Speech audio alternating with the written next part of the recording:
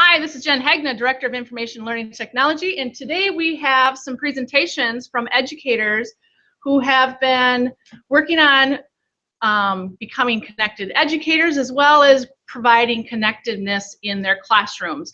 And our first presenter is Janelle Grayler, and what we want everybody to do is the presentations will last around 10 to 12 minutes, and then you can ask questions from our Twitter chat, which is WSU Cohort 1. Take it away, Janelle. All right. So like Jen said, I'm Janelle Grayler. I'm a middle school communications teacher, and I have, I guess, a little presentation I'm going to share with you. So I started a Twitter account when I first started here in Byron, and I had, prior to this class, I had very few tweets and I had very few followers. In fact, I did some analytics through Twitter because I kind of like that stuff, and I'm kind of a techno geek. So I currently have only 617 tweets. Granted, I'm not in the classroom right now, so I'm not tweeting as much. I had a baby less than a month ago, so I'm on maternity leave, so I'm not tweeting out as much as I was prior. But the amount of tweets I have had in the last 5 months from being a connected educator has vastly grown. But not only has that grown, the number of people that I follow, as well as the number of people who are following me and are part of my PLN has grown significantly as well. In the fact, based off of Twitter, I really like the Twitter analytics. I gained 76 followers in the last 90 days. And so that really showed that my PLN almost tripled it, or not tripled it, grew by a third in the last 90 days of me working on and being connected to other people. And with having those followers, it really has helped me to put out questions and put out things that are happening within my classroom and get feedback from other people and really connect with other people as well. So prior to having this class and really trying to build my PLN, this was in December. So for the month of December, or during 31 days, I had 497 impressions, meaning 497 people saw my stuff, about 16 people per day. If you contrast that with 1 week in March, so my students were doing debates and I tweeted once per class, and it was a total of, I want to say 10 tweets. I had, in 8 days, I had 6,400 impressions. And so if you can see, in 1 month I had 400, and in 8 days I had 6,000. So my reach was a lot more, and I had more people who were interacting with my tweets and with my stuff online as well. I also started a blog as part of this class. Now, this is something that I have a lot of trouble with because I have a hard time finishing it enough to put it out there for other people to read. I have drafts upon drafts of things that I've written, but I don't post them because I want to go back and fix them, and I want to make sure that everything is spelled correctly. And then when I reread it, then I think, oh, that really sounded terrible. You need to fix that. And so then I work on fixing it again. And so I never have things well enough written to my liking to publish. And so that's one area that I really need to grow in, is because I have a hard time publishing what I'm writing because I don't feel that it's good enough yet. I've been writing for a long time. I did a lot of dramatic writing and writing of plays, etc. with students. And with that, it was a lot easier to publish it. But when it's you just reflecting on yourself and what your own personal opinions are, I have a really hard time putting that out there for other people to read. And so that's one area that I hope to continue to grow in, because I have a very hard time with that. As part of this, I also started to tweet more about what things were happening in my classroom, and I tried to start connecting. And I worked with another teacher in our cohort to try and connect with another class. And we actually had a class from Canada, another teacher in Canada, who wanted to connect with us. And so we connected on a project that we did for Anne Frank and the Holocaust. And so we were looking for a way that we could have our students connect and do discussions back and forth with other people. And so we tweeted out, and that's actually how we connected our classrooms. What we really started with is we started with a choice board that we created, and I don't know how well you can see it, but we had 25 choices that the kids could choose from, and they ranged in a wide variety of just answering simple questions to creating collages, videos, all kinds of things having to do with Anne Frank and the Holocaust. And we wanted to do this because we felt when the kids started the Anne Frank project, they knew very little about the Holocaust. They knew very little about World War II, and the ones who did know a lot about World War II knew a lot about the war aspect and not the human aspect. And so we wanted to create projects that would really get the kids to think about it on a more human level. But not only that, we wanted to share those projects out with others. And so not only did we create this choice board that the kids got to choose which projects they wanted to do, we also then had them publish them to a blog, which some of the posts we made private and a lot of the posts we then made public. And then we tweeted out about the blog posts and we sent the link to parents so parents could watch, etc. So this is our Anne Frank blog. It's just, we used KidBlog to do it. And we really liked KidBlog because it allowed all of the kids to post to the blog. We had some 600 blog posts, which is quite a few or a significant amount of blog posts. And then the kids had all kinds of things that they posted and people could comment, and we had a few people who did actually comment and say things to kids. We also then used that as a means to that authentic audience to help the kids really think about what they were posting and making sure that what they posted was their best work. We had that conversation at one point in time halfway through. I said, you know, I was looking at stuff and we have people who are commenting, but they're seeing all kinds of spelling errors. They're seeing the Holocaust not capitalized. They're seeing, you know, is that really what you want to put out there for everybody else to see? Is that you don't know how to spell, you don't know how to write correctly, and you're really not going deep. And then after that, the kids really went back and they started to redo and add and make their projects a little bit better. Afterwards, we asked the kids, we had the kids reflect on what they did and what they thought of what they did. And a lot of what we got was we asked them what they thought about the Holocaust and how it changed their view. And a lot of them said it really had a positive impact on their view of the Holocaust. They had no idea. And so they really had a better understanding of the atrocities that were committed, etc. And then we had them reflect on a few other questions. We also had them tell us about what they really liked with the project and what things they didn't like. And there were two that I really thought were interesting. The first one, it was what project was their favorite. And this young lady, she said, my favorite was one I actually didn't turn in, which was the virtual annex tour and drawing. I love to create art, but this particular project took too much time for me personally to finish to my liking. So I ended up just doing it for fun on my own time. It really resonated with me because you know, with my blog posts, I don't think they're ever good enough to publish. And so she wanted to do it, but she didn't feel like what she was doing was good enough to publish for other people to see, but she still wanted to do it. So she did it on her own time. Another way the kids connected with this is well, as we were doing it, we had kids have the possibility to read the I Am Malala book. And as we did that, the National Geographic Society put out the video, He Named Me Malala, and the world premiere was on. And so we gave the kids the option of watching that video and then tweeting out to the hashtag with Malala as they were doing that. And so one of the girls said that her favorite project to complete was comparing and contrasting Malala to Anne Frank and tweeting about it. I loved how we were able to connect to the outside world through the tweets and learned about two very different but very similar girls. And so I really liked that the kids saw that they were connecting to the outside world, and we were able to make something that they could watch relevant to them and have them tweet. And some kids tweeted, live tweeted, and other kids fake live tweeted, so they created their tweets, but they didn't actually publish them out onto their accounts.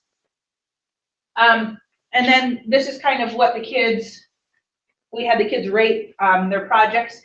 You can see that the green and the purple are the agree or strongly agree.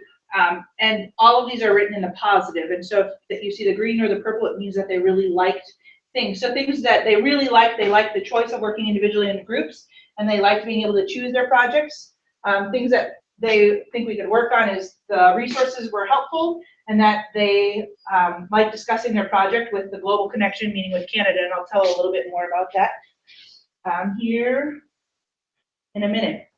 So the other piece we did is we connected them with Canada. So we had made this choice board. We sent it to Canada to Scott, who is the teacher at this St. Luke's High School, and he liked one of the projects, and so we had all of our kids and he had all of his kids do the same project, which was a collage of things that they would take with them into hiding. And so here are a few pictures of our kids. We had a Google Hangout or a couple Google Hangouts throughout the course of the day so that all of our kids actually got to talk to the students in Canada. And that in and of itself was pretty amazing. The kids were, not only did they like talking about what they had picked for their collages, but they just liked learning about that other culture. Even though, you know, their culture isn't that much different, but they were learning about how long the school day was, and what a beaver tail the food was, and all kinds of other just random things. And the kids really enjoyed it. And that was one of the pieces that we got really good feedback on, was the kids really liked connecting with someone else. We had a couple of snafus with technology, having it work correctly and the audio pick up on different computers. But overall, it worked out really, really well, and the kids really seemed to like it. And it's something that we're hoping to do again next year, and maybe even continue in another way. So here's just a little bit of the back and forth between the other teacher and myself and Kirsten. We kind of went back and forth, and it was a matter of, first we started doing a Twitter chat, and then we decided, you know, it's a lot easier if we do a Google Hangout back and forth to try and plan all of this. And then we were also doing some Google chats back and forth too. And so trying to find one happy medium is going to be something that we want to do next year. He started using Google Classroom, and that's something we're hoping to do next year. So maybe then finding a way to connect through Google Classroom too as well, because having the kids tweet out back and forth to each other wasn't necessarily the greatest idea. And some of them were trying to exchange Snapchat handles back and forth. And so we want someplace where they can safely talk back and forth. And so next year we're thinking maybe Google Classroom. In terms of how my classroom has connected and how that has changed over the course of this class, way back last year, I did do a lot more tweeting than I have done in the past with this year. So for example, my students actually listened to the president talk about reading his favorite books, and it was the Hardy Boys, and so it was first graders and second graders who got to listen, and it was a Discovery Ed live streaming. And so I did some tweeting back then. We also did some tweeting out, and I had a Twitter account, for my class at the time. And then I also had my personal Twitter account, which I tweeted out things that were happening within the classroom at the same time. I tended to do that a lot more often with that class than I did this year. So when I started this class, it kind of brought me back to that whole idea of sharing what I'm doing within my classroom. And so then I started tweeting about things that were happening in my class. So I started tweeting videos. I did some videos of fishbowl discussions that my kids were doing. And I also did some short little video segments of some of the debates that my kids did most recently as well. I also had students who created an actual Twitter account in the fall for a class project. And so I think this class has done a lot for me in terms of it connected me by helping to grow my PLN, but it also helped me connect my classroom, which was something that I hadn't necessarily done. I tweeted a lot about what was happening in my class, but I hadn't actually used it to create a connection with other people. And so I really think that this class has helped me to create those connections and figure out how to go about creating those connections. Because when we were first given this idea, I thought, this is going to be impossible. How do you find someone like that and create a project? And we were able to do it. And so that was kind of an eye-opening experience and something that I'm hoping to do again in the future. All right, we're going to open it up for questions. I'm going to, Corey, you're on deck. So, any questions for Janelle about her project or her e-portfolio? Not a question, but just a comment. I love how your evidence was laid out, how you like the eye connecting is really cool. It's just the before and after of your analytics. I mean, that proves the connectedness. Like I didn't even think about that. So I just want to say that was really cool to see that. I enjoyed that.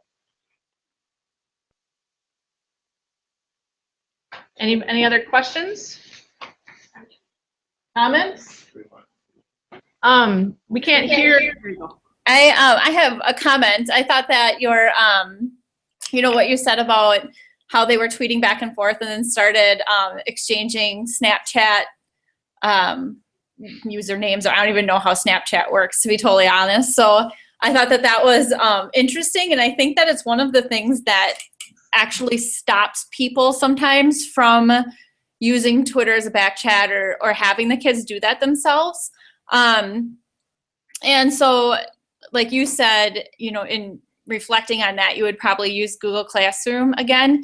Do you think that there was anything you could have done to make, to make sure that the kids didn't do that from the get-go? Well, yes and no. We didn't have any problems with it. We didn't have any kids who used it incorrectly that we know of.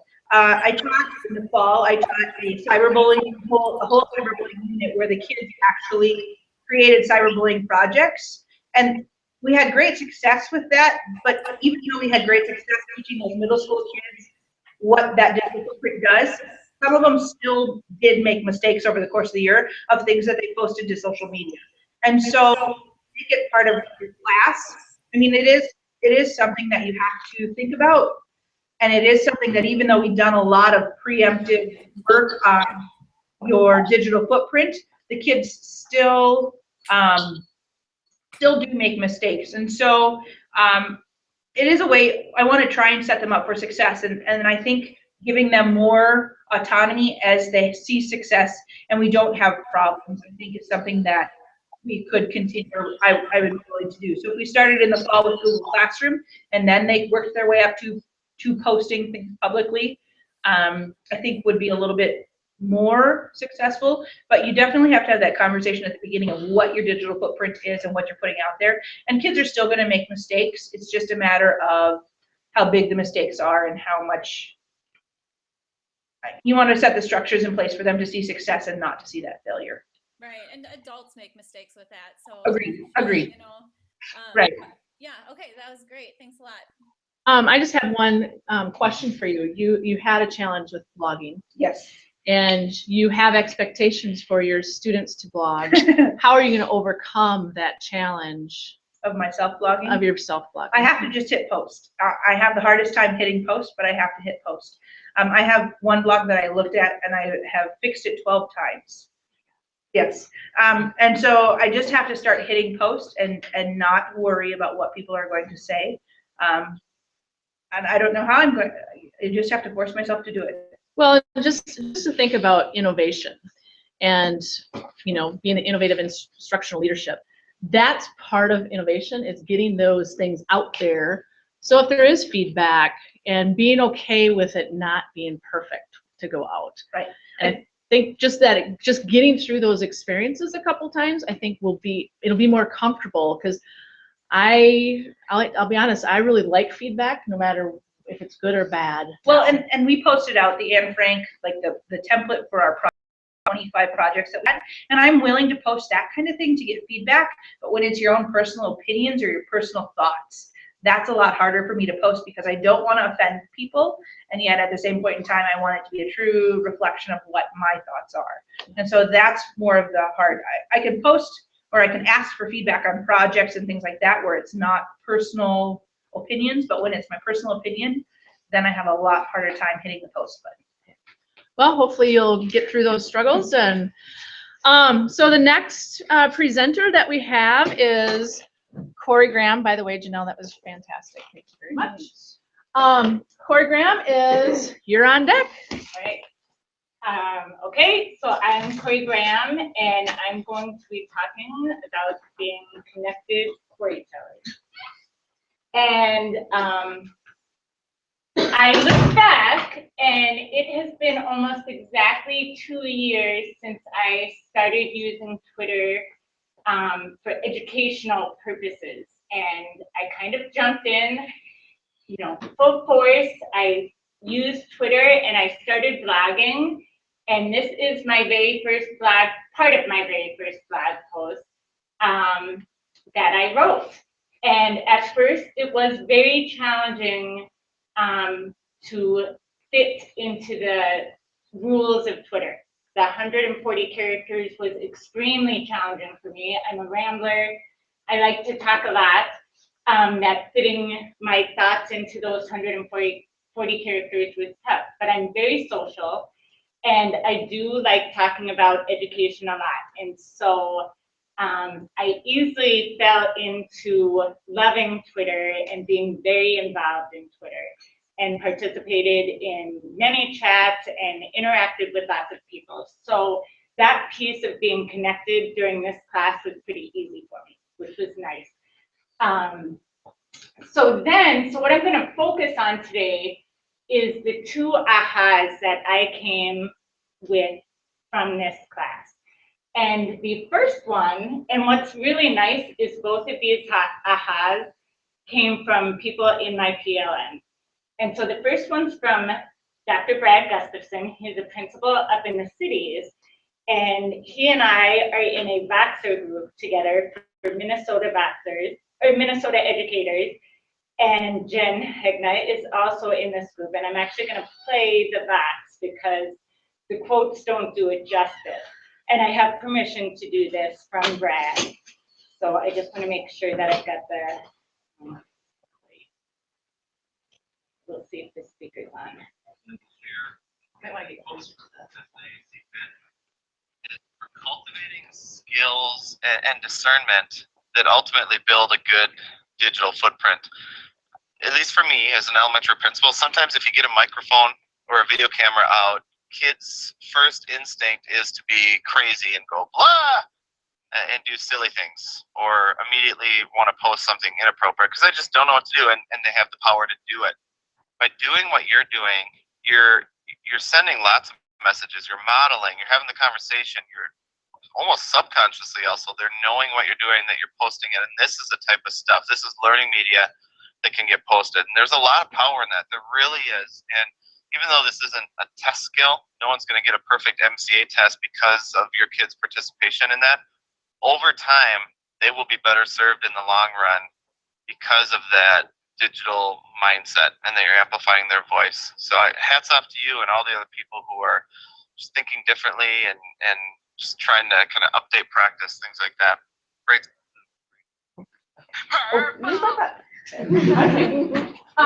So hearing those words from Brad, it just really was one of those aha moments for me, and gave me, I knew that that was part of what I was doing with my students, but now I have a real purpose and focus when I connect my students to others throughout the country and throughout the world. And then, so these are just, you know, again, even though this is not going to get a perfect MCA test score, over time they will be better served in the long run because of that digital mindset and finding their voice. And so knowing that I'm moving forward, I'm going to make sure that I continue to do that with the students that I have and try to connect them. And so I have some examples of how I've done that so far. And this is an example. It's a 4th grade student, and we were doing a coding activity using Scratch Junior, and she had put together this code and this little activity. And I said, I'm going to videotape that. And she said, are you going to put it on that Twitter thing you have? And I said, yes. And she was so excited and proud. And just knowing that the students know that I share and I tweet things out, I think really makes a real difference. So this is that.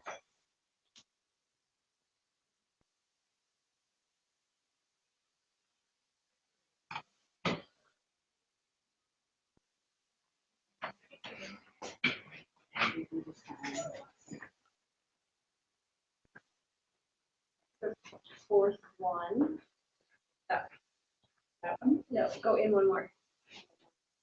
Second. Next one? Yeah, that one. Okay. And next one. Okay, show me the code for each of the characters. Alright, now make it big.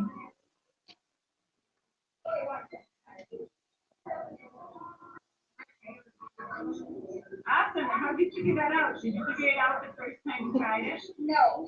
How many times did you get to figure it out? 5. Alright, and John, you kept trying new things? Excellent, nice work. So that's one example. And then in the next example, I actually, this also helps shows how we've been doing mystery Skypes once a month with the 3rd and 4th graders.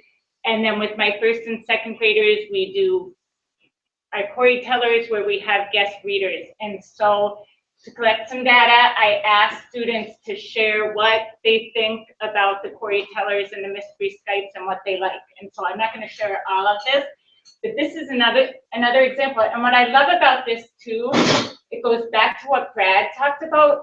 I just simply say to the kids, okay, I need some kids to share with me their thoughts and opinions on something.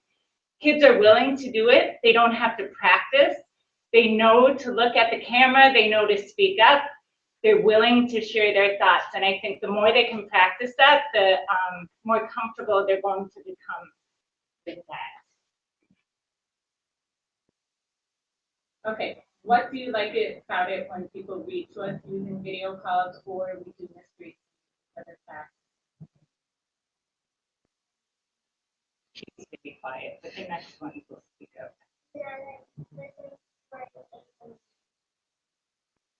All right, so what are some of the things that you like about us doing mystery Skype? I like when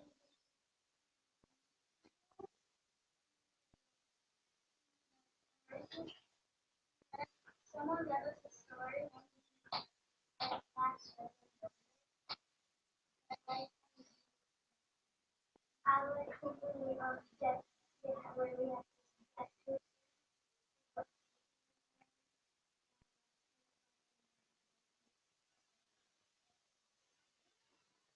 What do you like about mystery Skypes and when people read to us video calls?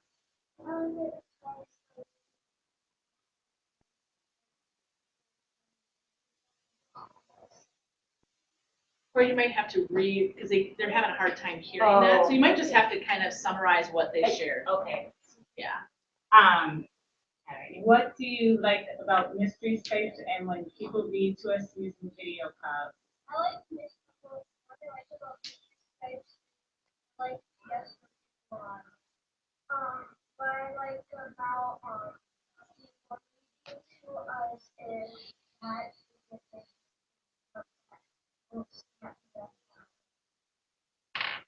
So overall, just about all kids enjoy doing the mystery Skypes. They enjoy having the different readers come in. So, and I'll tweet that out, but it's, you know, it's been fun to hear their answers. Most definitely, there were some answers I wasn't expecting about how they liked it and what they learned about other people. So that was fun. Then, Once you're in the video, you just, here we go. now the next one. This is an example of how our students connect to other students and where our students might not get as much out of it as the other students. This is, I have a weekly reader from Eric Turner's class. He's an alternative ed social studies teacher in Tennessee. And he and I have been having his students read to my students since last year when I was teaching kindergarten. And it has been such an amazing experience for my students, but really for Eric's students. These are kids who, you know, can't leave the building, can't have visitors in their school, are there for a reason. And to see these, it's given me a new view of alternative ed students, and to see the smiles on their faces and how much they love to read to first or second grade students has been very powerful. This example of the story, and I apologize, I have a lot of videos in this presentation, but this is an ELL student who moved from El Salvador just 2 years ago to America, who did not speak any English when he moved here. He is in Eric's program right now. He decided to read to one class. This is the second time he read to a class because he loved it so much the first time that he wanted to read again. And he even ended up reading a third time to another group of first grade students. On this particular day, his mother came to the school to watch him read because she said she had never seen him so excited about anything that he had done in school before. And so I'll just share a little bit. You'll see him with his ELL teacher. And he had talked to the students with the ELL teacher's help about how he didn't know English when he first moved here. And he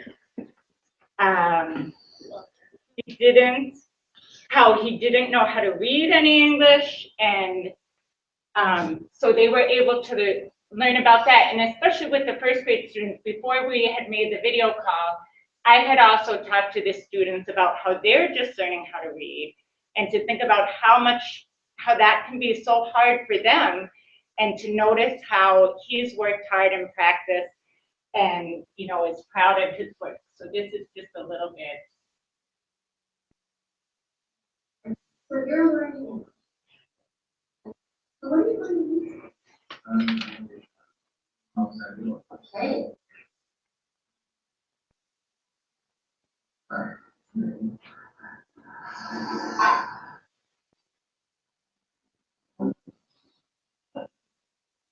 Who's comes at you?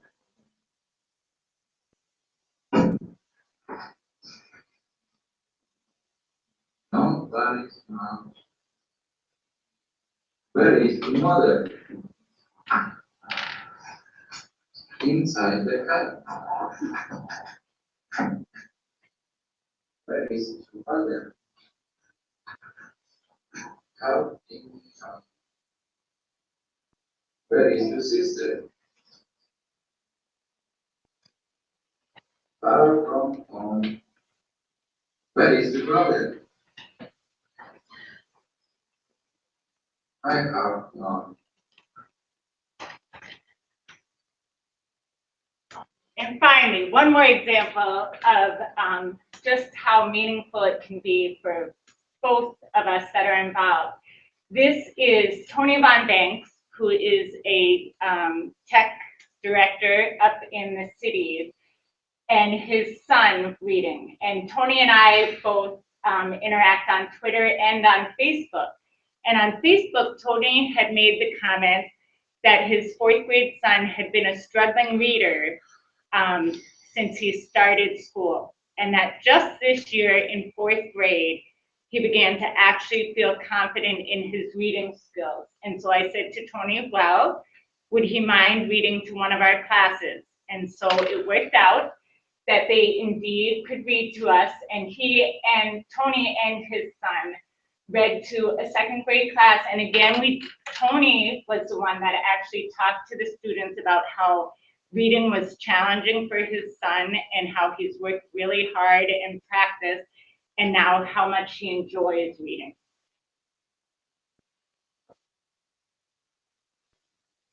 Since it was so red planet, I love red. That's what I said. And I'm not put the rough here and it was red. So off we went to the kitchen where Mama and the girls were stirring up supper. Starting up supper. We're making tuna poodle casserole.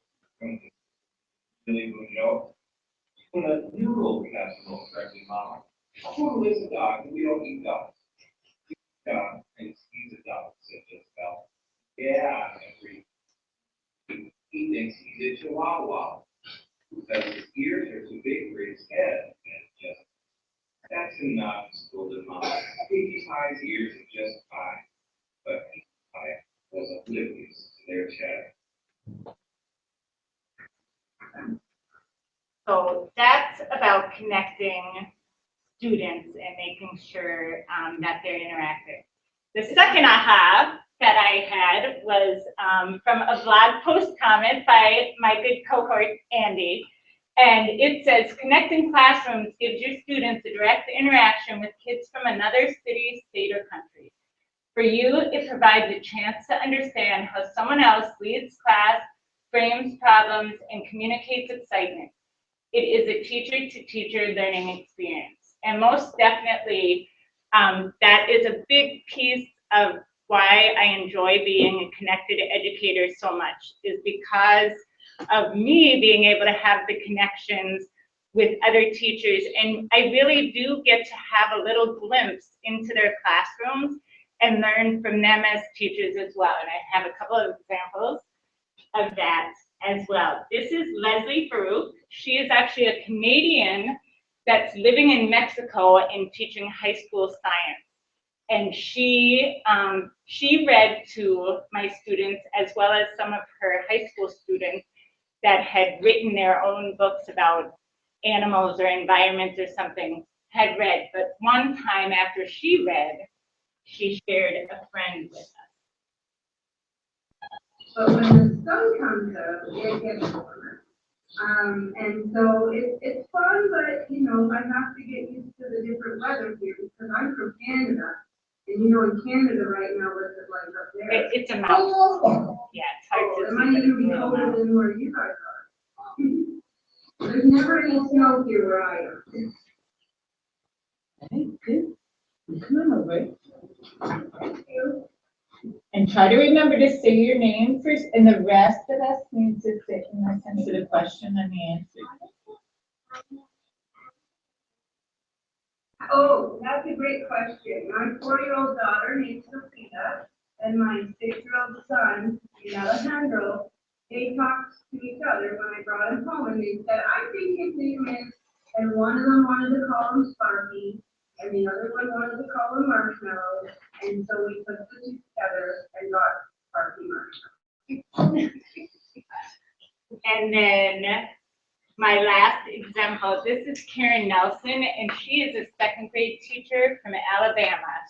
And she and I have done quite a few video calls with each other's classes beginning last year. And I just love her to death. And every time I get to watch her on camera, I learn so much from her enthusiasm and her style. And I'm just so thankful that I have connected with her and can learn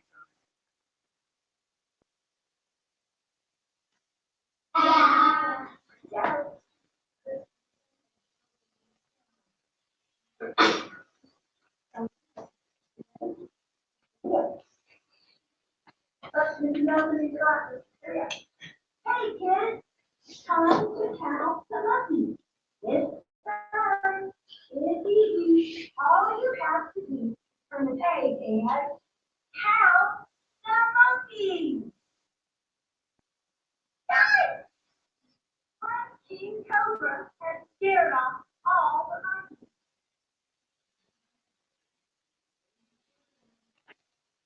Very carefully. Notice. Look!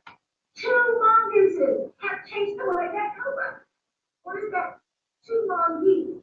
I'm pretty sure it's 2 mongooses. Let's go. Raise your hand if you think it's mongooses. Raise your hand if you think it's mongoose. Buddy, go ahead, you can raise your hand. Correcting.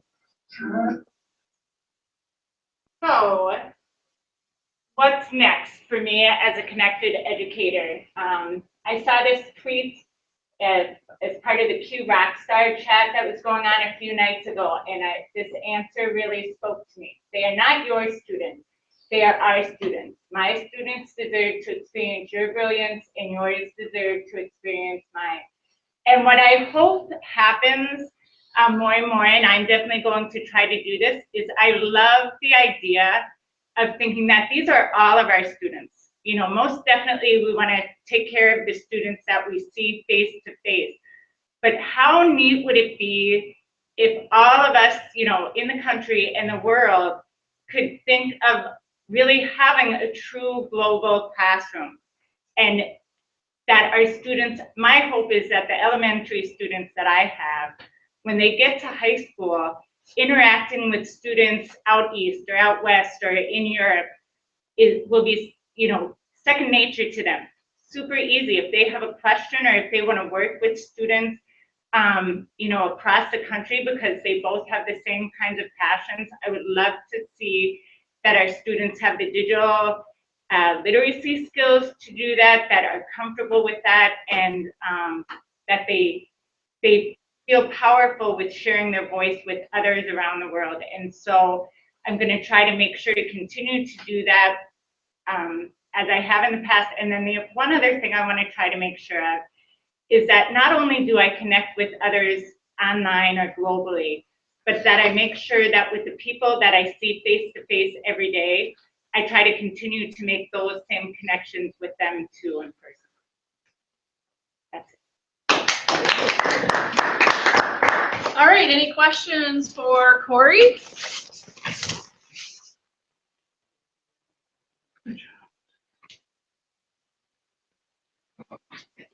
Any questions, comments? Well, with my room right next to hers, I got a comment on how engaging she is. The kids are all so excited to go to her class. Even watching your videos, I saw kids sitting on the carpet watching what you were presenting that typically don't sit still. So they're really buying into it. Also, I follow you on Periscope. So a lot of times like if I'm on lunch or prep, I'll get a message on my phone that you're going live on something. So I'll scoot over and watch you, and it's fun. You know, and I'm like, how do you know? One of the things that I know I appreciate is your use of video. Yep. Capturing those learning artifacts, whether using Periscope or putting them on YouTube, I think is an incredibly valuable tool.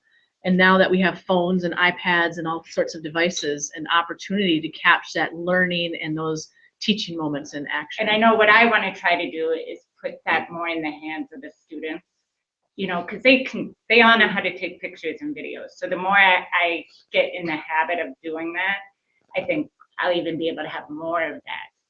Well, and especially from the student perspective, that could be considerable, like very, very authentic, relevant artifacts for them too. How about from Wisconsin? Do you have any questions or comments? Yeah, so we had a question. Corey, how do you find all the people to connect with? Is it all on Twitter, or do you go any other route to find these classrooms? I get very pushy sometimes. And I just, I've learned to ask politely or encourage politely, and I can usually get somebody to say yes. And it's challenging, and it can be hard to find people to connect with, and time zones make things very challenging at times. But I think, if you just keep asking, somebody will say yes. And the other thing too is not to get discouraged. Like right now I can say I've been tweeting out my May signups for Corey Tellers and Mystery Skypes, and there's a lot of open spots still there. But I don't get discouraged, and the ones that we do have people sign up, we do it, and that's great. And if we can't get it for everybody, then that's okay too. So not to get discouraged, and not to think that you have to get somebody from way far away. Maybe start with somebody that's in Wisconsin, in a different town or something like that, that you already know, and do a video call with them first, and then just keep asking other people. I actually was reflecting on, we have struggling readers in Byron. What opportunities would there be for our kids to And that's interact another, that was part of, I'd like to try to encourage more teachers to do the video calls themselves, because I just can't do all of it, and I can't, that the more I can get other teachers to feel comfortable with that, I think the more powerful it'll be. Well, and I was thinking more on the fact that our students reading to your students. Right, yeah. So, any other questions or comments? Great job, Corey. All right. We're good. Thanks a lot, Corey. Thank you. All right, so next we have Michael Mangan that's going to talk about his experiences this semester. Take it away. My name is Michael Mangan, and my background is in middle school band, and prior to that I taught high school band as well as elementary music. So my presentation was basically from the perspective of what it's like to be a connected educator. So, and it's more coming from my own end and kind of the implications that have gone along with being in this course and kind of going from an analog world to a digital world. So, So the overview is essentially with the course that was involved with this, there were 4 main components. So I'm connected, my classroom is connected, I influence others to connect, and I am an active member. One of the things that we also did is we took a survey at the beginning, and the question was like, where are you at in the world of connectivity?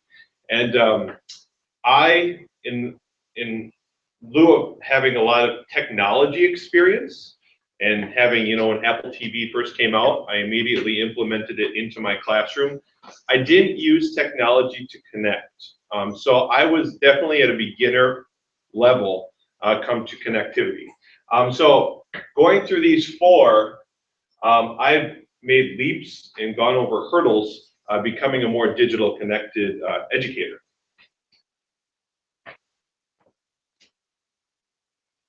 So the first category is I am connected, and I'll kind of show you what my e-portfolio looks like as well. And I think you can actually search for my e-portfolio through Google, and you can probably find it to look at it as well. But one of the things is the first category is I'm connected. So first I'm going to kind of go through this list, and then what I'll do is I'll actually show you the actual portfolio site and give you some different artifacts and examples of the different categories. So my first focus was on Twitter. Twitter initially was a resource that I saw in the social celebrity kind of light. I didn't see it in education at all prior to this class. I didn't even know that it could be used in education, even though it had been for years. So that was brand new to me. So I was a skeptic. You know, I know that people that they're on Twitter all the time, 24/7, and they really never seem to say anything. And that was my previous experience prior to starting this class. Now, if you're following me, you notice that I am also an active Twitter member, and hopefully you're putting posts and including me in the posts and things right now. So I went from a skeptic to a believer.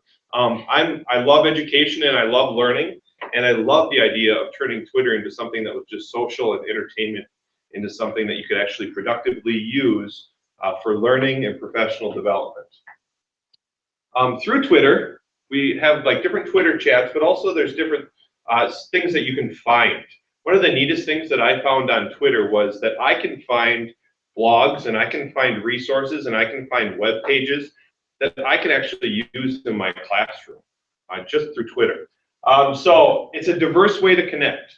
There's 3 different levels that I kind of saw. The first was general. It's like, how do we teach in our classroom? How do we connect in our classroom? What technology do we use in our classroom? Things like that. So that would go towards all different teachers, no matter if you're a kindergarten, preschool teacher, all the way up if you're a college teacher, educator, student, wherever you are. That different information, you know, pertained and it was tangible to many different people in their classrooms. The second way was the content. So what I did is I essentially focused on, as a music person, I found different music educators from all over the world and I started to connect them. And I said all over the world because it's true. I found that I have many connections with Canadian educators in music, which was very interesting. So I can focus on my content area as well. And that kind of kept me hooked. Because a lot of times just focusing on the general idea of education gets very blah and doesn't always seem tangible. So once I got into my actual music content and I was sharing and collaborating with other people, it really kept me drawn in. Also experts. As a musician and as a band director, I'm able to connect with experts. And in my field, typically those are composers and other educators. And what you'll see is when I talk about my global connected classroom, you're going to find that I connected with this person first via Twitter, but also through Skype as well. So experts are huge, and you can tweet an expert and they'll tweet back to you. You know, that's one of the neatest things that you see. You see it on talk shows at a daily basis where talk show hosts are tweeting back and forth, but believe it or not, experts in the field can do the same, no matter if it's engineers or musicians or health experts, whatever it may be. So those are kind of the 3 areas of Twitter. The second part of how I am connected was part of the blog that I produced. So the blog was basically a place where I could look at myself and reflect on what I believed. And it was hard to get to a point to defining what I believed. So the blog was very productive in making me a more concrete and philosophically sound educator in what I do in the classroom. It also gave me confidence, because when I would do something in the classroom, just having the fact that I had reflected on something in my blog, I was able to display that more confidently to my students and other teachers. Sharing and collaboration.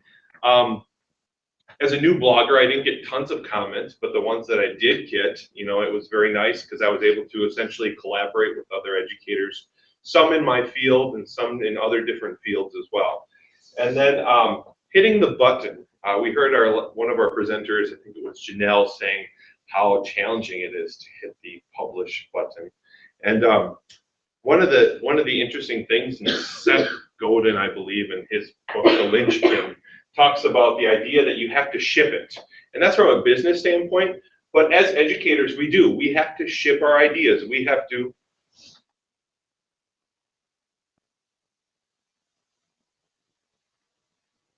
unpause.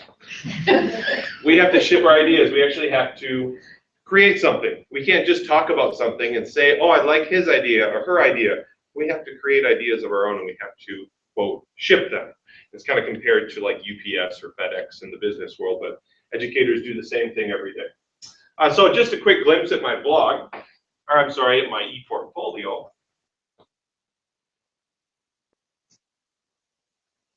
This is kind of the idea. This is my Twitter account. I love promoting what's going on in my classroom. That's one of the things I do. So here we have, I've said, you probably can't read it, but it says, what do you get with 100 fifth grade students in one room? And then I say, great music. And then I say, way to go. So there's 105 fifth graders in my classroom in this picture right here. And somehow we all survived. But we also, we made great music. So I'm just sharing that. And I share that with the local community. But of course, if anybody that's following me, it goes into the broader community as well.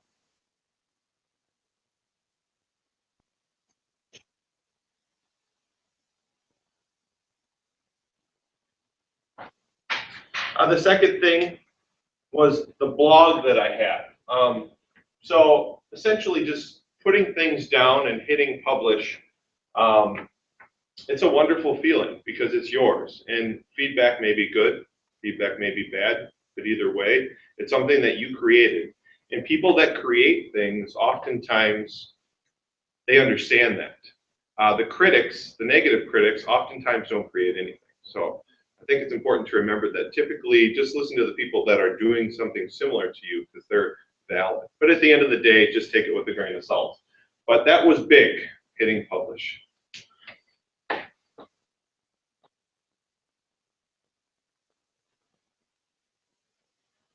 So jumping back in, the next category is my classroom is connected. So this was called the global lesson plan. And global lesson plans, basically anybody can create, because once you connect with somebody, you can have kind of your lesson plan involved in integrating with perhaps other people sometimes. Corey did a great job of kind of explaining different examples of global lesson plans and things like that. For my lesson plan, I use Skype.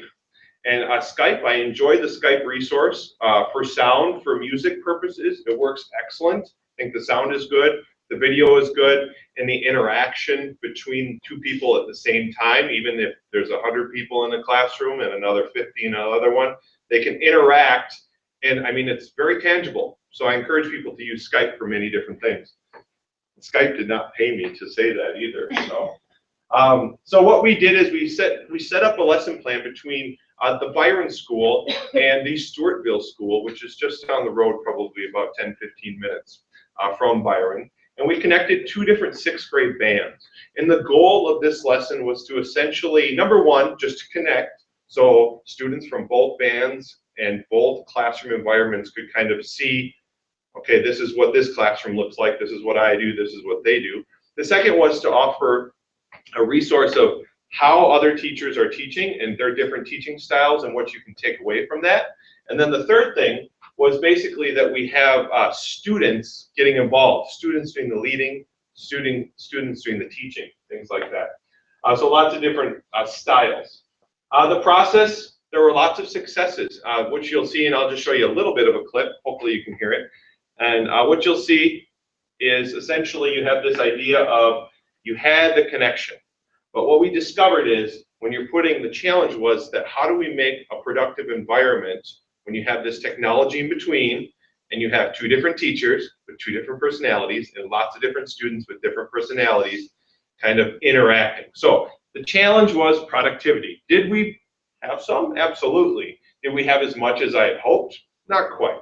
But at the same time, we did achieve our 3 goals. So also we get feedback from, so the bands, the neat thing is the bands would play back and forth via Skype, and then one band would give feedback to the other band, and then one band would give feedback to this other band. So they're getting this idea of, okay, I'm performing, so students are building confidence, and they're kind of performing at their greatest potential. And on the other side is they're getting the chance to reflect and give their reflections and feedback back. So the neatest thing about the global lesson plan is actually 3 weeks after we did it, the teacher from Stewartville had a day off and came to the 6th grade classroom. And I didn't tell them who she was or anything like that, but one of the cool things were they recognized her, and they recognized her from the global lesson. You know, so it was really it kind of was a nice way of blended learning. And then she actually worked with the band live. So it was a nice way of blended learning from taking, you know, this thing that was just digital and bringing it into the classroom directly. So I like the follow-up one. So just a quick glimpse at the e-portfolio for the connected.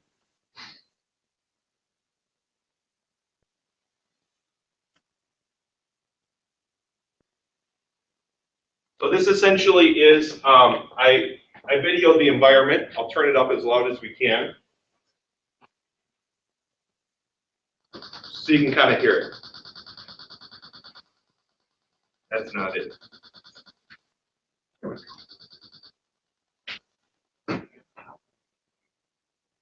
No? Okay, so basically you're saying like stop, That is not but it. you're holding it for a long time. So say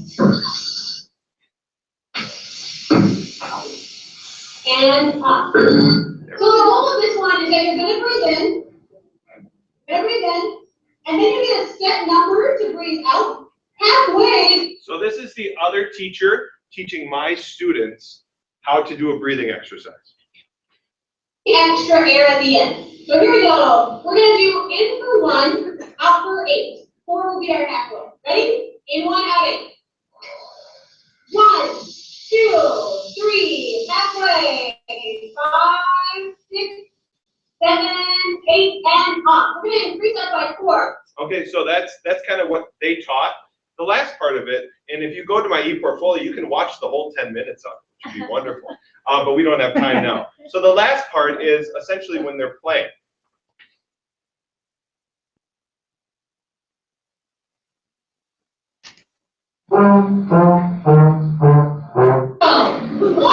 So this is students demonstrating an activity.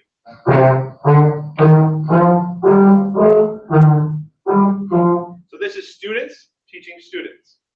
And the reflective piece. This is the other band playing and my students reflecting. 1, 2, 3, 4.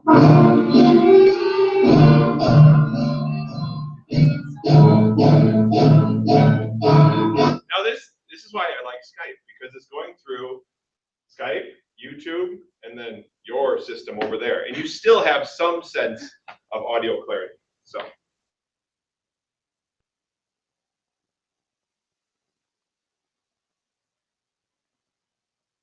the idea that, just very quickly, this talks about how I influence others to connect. The Byron Cohort put together essentially a Byron Ed Chat, connecting local people, but inviting people from the outside in as well. And we connected, I think that the Byron Ed Chat was a Twitter chat, which is always recommended. And what the Twitter chat did is it combined district employees and staff with global employees as well, asking questions and things like that. And I think the big point of this is that it really filled a void that I felt was in the Byron district in relation to how to connect. I mean, we connect vocally and face-to-face, but digitally, Twitter chat was an excellent way and an add-on for people to have resources, whether that be professional development or sometimes just to share ideas.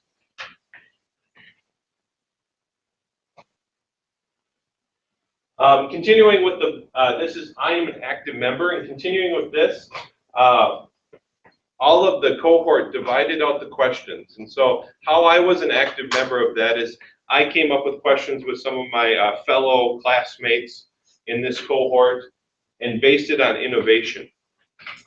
So when considering questions for Twitter chats, which you should all go out and perhaps get involved in a Twitter chat, one of the things is you want to be able to put it into action. You want it to be tangible. The other thing is, you know, it creates this idea of progressing towards greater achievements. Like, what can you do to progress your colleagues using Twitter chat towards better achievements? So lots of different things with the Byron Ed chat, but the biggest thing is that when you take all the ideas that people have in your buildings or in your classrooms or around the world and you put them in this chat form, it's a wonderful way to collaborate locally and share ideas globally.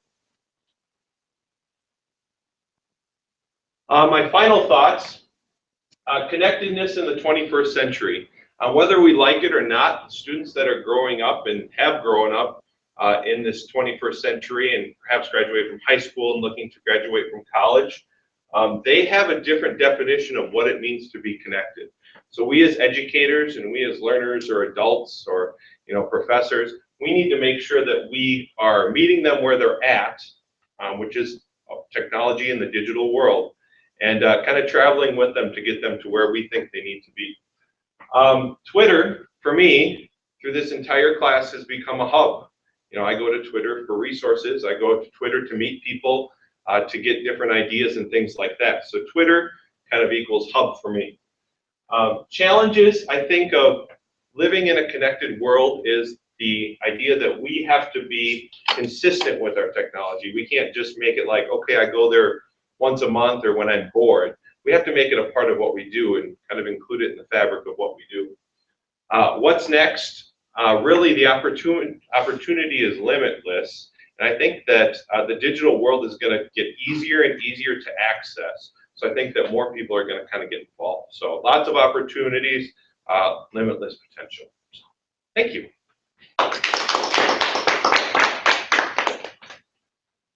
All right. Questions or comments for Michael?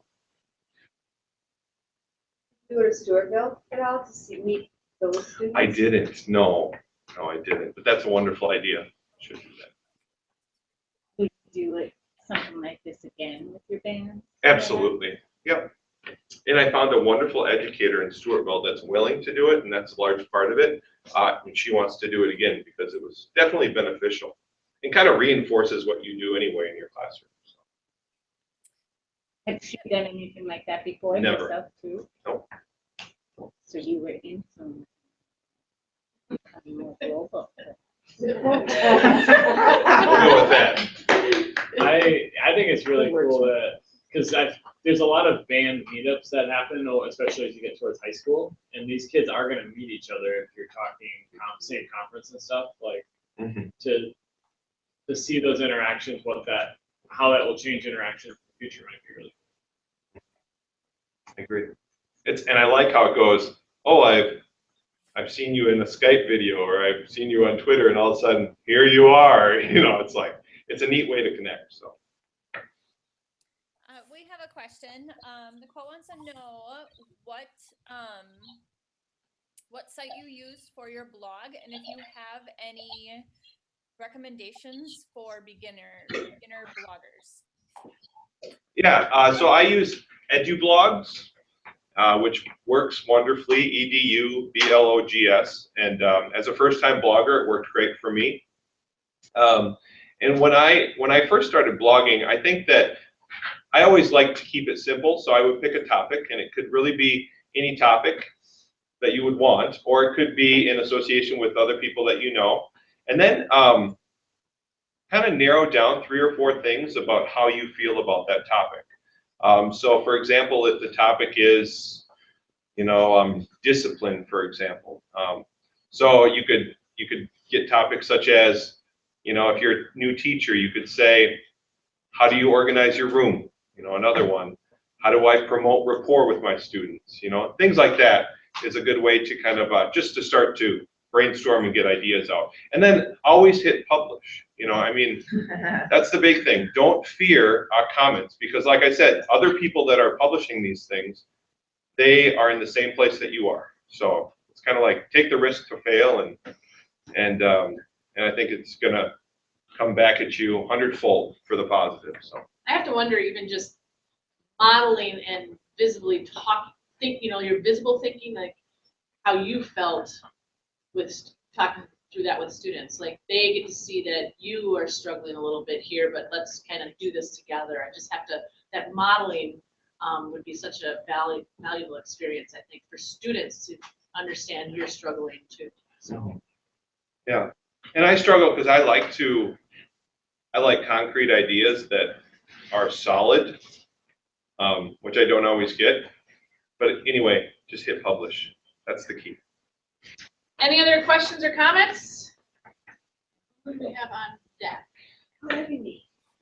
We're good. Thank you so much. All right, thank you. Thank you, Mandy.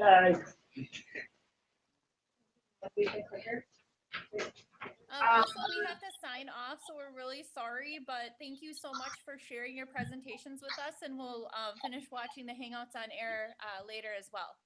All right, thank you. And if you guys are watching later and you want to just tweet out questions, you can do that too. Sounds great. Thanks, Jen. Thank you. Have a great day. Thanks, bye. Bye.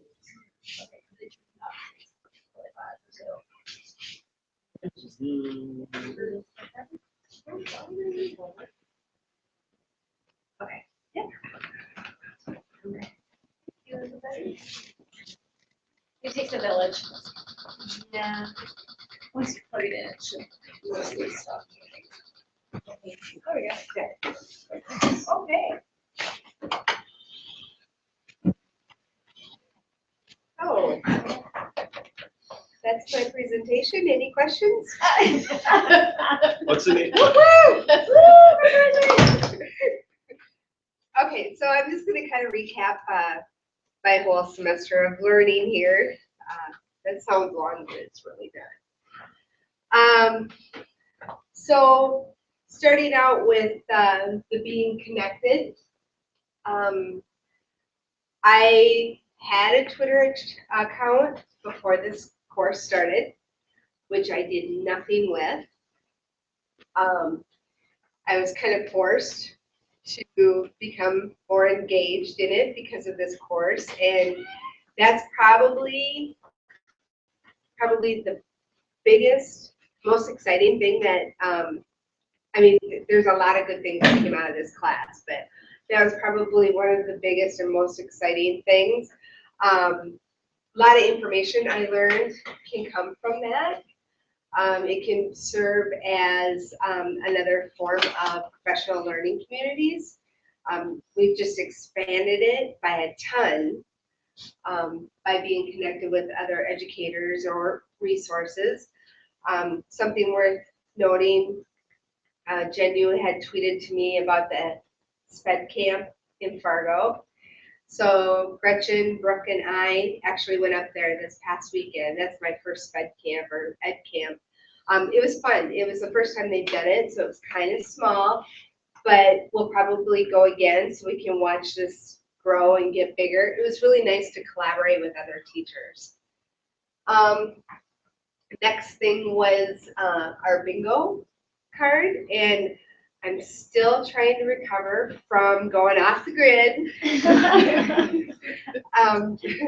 I am somebody that I love my Facebook.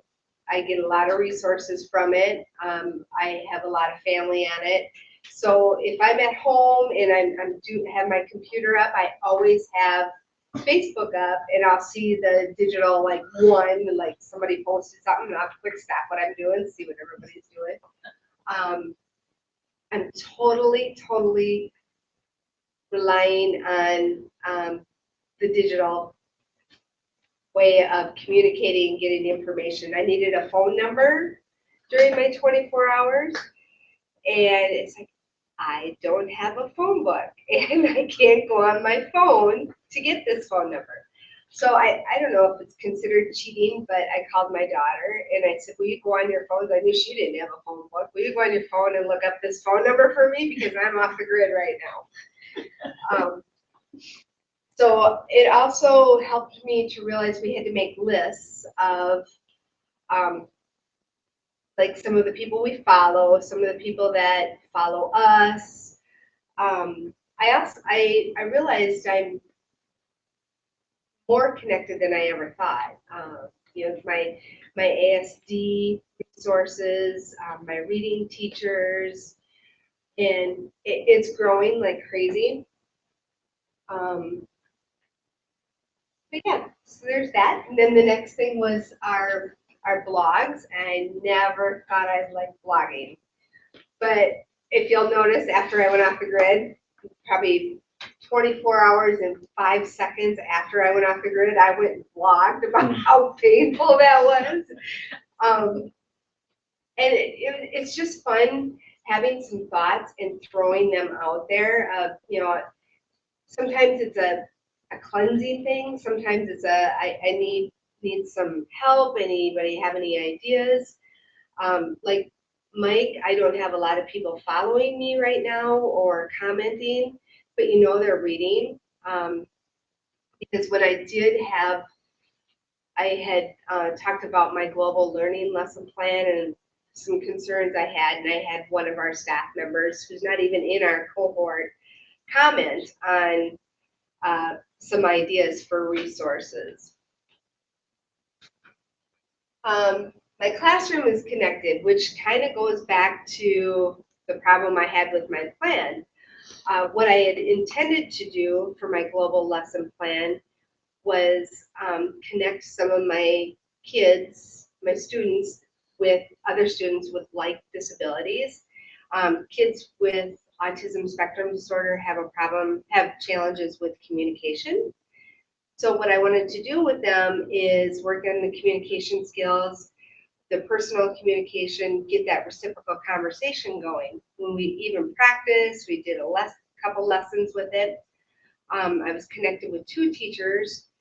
It just didn't work. I wanted these students connected with the other teachers outside of our district, and time zone was a big problem for the 2 teachers that responded to me. So because time was becoming a little bit of a problem, I decided to take my focus off that as my lesson. I still plan on doing it, but now by scrapping it as a lesson, I feel less pressure and we can still do it and do it right. But so what I decided to do was readers theater with 2 of my struggling readers, and they love the green screen, and that's what I wanted to do, get them in costumes, be able to act out the whole readers theater. Well, one of them, their reading was not as good as she would like. So, you know, I wanted her to have this experience and also have her feel confident about it. So I went to plan C. Thank goodness there's 26 letters in the alphabet because I'm up to C already. So I went with this 3D avatar route. They got to pick their avatar and act it out. So I'll give you a little listen to what it was. This is called Baker, Child and the Baker. Oops.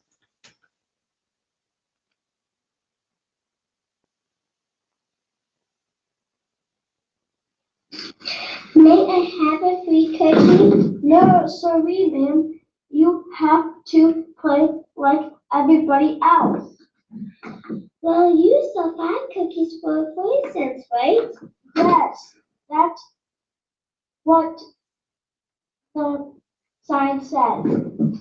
Well, then you would sell for... So it was really nice because really it was pretty simple because if you just look, there's our scene back there, cookies 5 cents. So both the kids had a good time. and didn't feel pressured or felt judged. They just really had a good time with that. So then I posted that on Twitter, and I'm still getting used to the only 140 characters. So what I wanted to do, I did it on the Sped chat and also on our cohort, and I wanted to get some feedback from other special education teachers, but I couldn't get those characters out enough. There wasn't enough characters, so I couldn't get the words. So I just posted it, and I did get a couple of likes on there. I'm gonna have to get better at fishing for comments and feedback on that. So, after video, you get attention. I'm confused for seasons, right? Down at the bottom. Oh, go no. Oh. Arrow forward. There. Yeah. Okay. Reactivate now. Work. Okay. So this was my favorite part, where Twitter meets Byron, the Byron Bears. So as it must be all of ours because we seem to have put an emphasis on this. So with our district-wide chat, it's been really nice connecting our colleagues with other people within the district, not just within their own building, but district-wide. I think people are getting to know, we're getting to know each other, our personalities, our philosophies. We're knowing each other by name. So really now it's getting to be where we just need the face. Like I said earlier, part of my personal goal to this was to have those that aren't into Twitter or buying into it see the value in it. How being connected, there's tons of resources out there by being connected. So my reflection, what did I get out of this, and what do I plan on continuing to use? I would say almost all of it. I have learned through blogging that I enjoy blogging. I enjoy reading other people's blogs, but I'm not one to comment on their blogs. I just take it all in. It's like reading the newspaper. I don't write a letter to the editor. I just take it all in. It's just me. The Twitter, that is going to be a forever thing for myself. I really, really like that. I have found, I've reconnected with people that I used to work with through our chats because of Corey, because Corey, I think, is connected to everybody. If you look at her network, that's a good thing though. So she's a good resource. As far as the technology and the global learning, I want to follow Corey's lead and do a lot of that, connecting my students with people outside of our district, so they are comfortable knowing other people, getting to know other people, yet also learning how to stay safe too. Questions?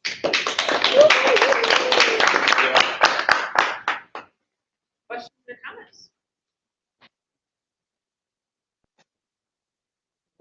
What has been like your overall, out of everything you kind of touched on, what do you think is the biggest mindset difference from even just the start of this class till now? Like, what do you think it's like Twitter? Like, what do you think is the biggest change in myself, you mean? Yeah, change in yourself and mindset. Yeah. Oh, I definitely see the value in Twitter. I used to think Twitter was like a waste of time. I thought I have Facebook. I don't need Twitter. But really, I'm using both.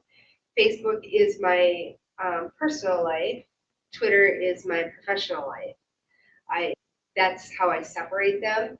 I don't know. I just started seeing all this value in people suggesting these. I did this lesson plan. I'm like, wow, this is great. There's a lot of good ideas here. Some free stuff, like what are those? Oh, this, yeah, the sheet. Those sheets are, yeah, if you watch, you can get some free stuff on there, and Corey's taught me that. You know, we're all teachers wondering where our next meal's coming from, so. Yeah. One of the comments I have to make for you, Tracy, is I know you don't like presenting, No, I do. but you actually are pretty natural at Really? presenting. Yeah. You have a very good even tone with it. Yeah, so I just want to give you feedback. I know that you are a little nervous about that, but you actually, I see great qualities in your presentation skills. Thank you. Well, that's good to know, because if you guys come to Hamlin to their Summer Literacy Institute, I am presenting up there on blended learning this summer. So thanks, I needed to hear that. And I'll just add, I'm so thankful that you are part of this, because she's right down the hall from me, and so we help each other all the time. We do. So it's extremely. yes. Corey, I don't understand this, do you? Yeah. Okay. All right, all right, well, thank you. And who's up next? Questions here? Housekeeper.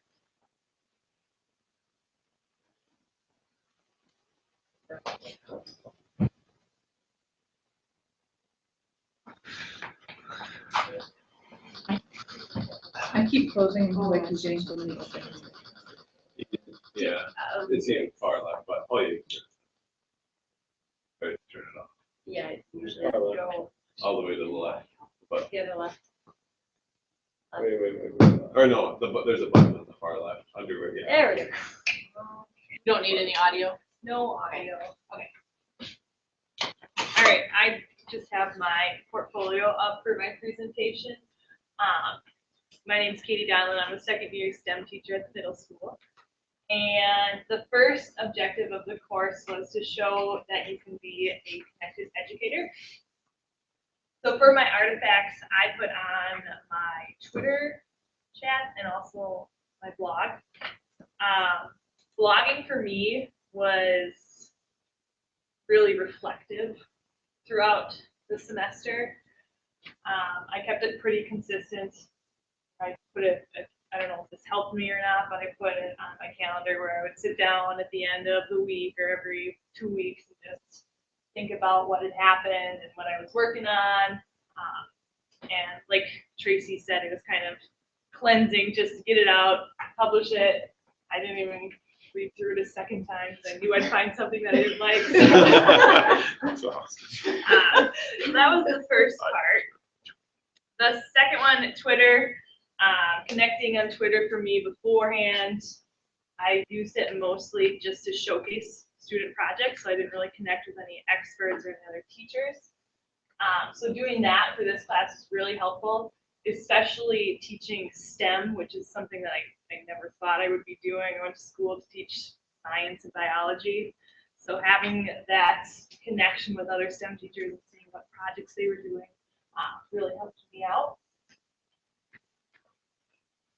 For my global lesson plan, I took a project that I had previously, and because my class is a special class at the middle school, we have only quarter-one classes, so I took a project that I had run already 2 quarters with my other classes, and I wanted to create a greater connection piece. So to connect students globally along with that local aspect, and then see what they would get out of expert feedback and input into their projects.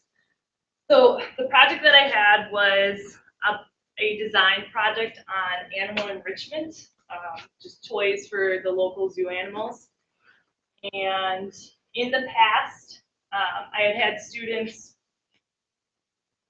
design these toys.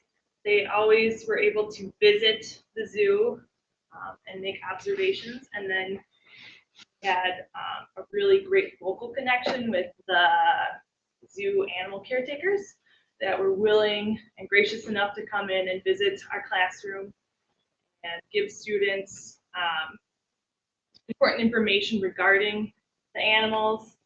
And then also come in a second time before students were able to go out and take their toys and just review what the prototypes look like and any like last minute safety features. So I have a really good local connection, but I wanted to add that global connection. So the first thing that I thought to do was to create student blogs. And I required my groups, this is just an example of a presentation. And I required the groups to blog about their experience. And I also required them to reach out to a global expert.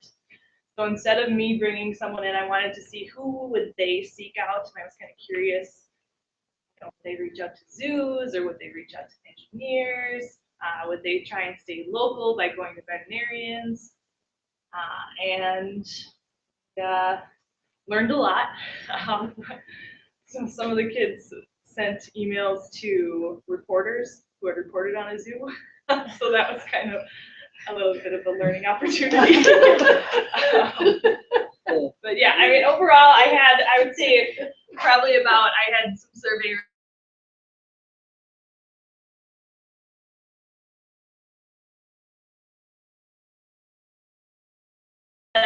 were from zoos, like the Minnesota Zoo, Cohort Zoo. I was kind of disappointed, but I mean, I guess this is just me not pointing it out enough to them that they didn't reach out to engineers or any veterinarians. But you know, it's good learning experiences first run through. And then one of the greatest things that I saw here is that they found that they saw a value in creating experiences for the 7th graders. I thought that this was a huge mindset shift so that they were willing to see that value. And you know, they were okay with sharing their reflections in their blogs. They're okay sending out questions to global experts. So reflecting back on the project, I get to go through it one more time before the school year is over.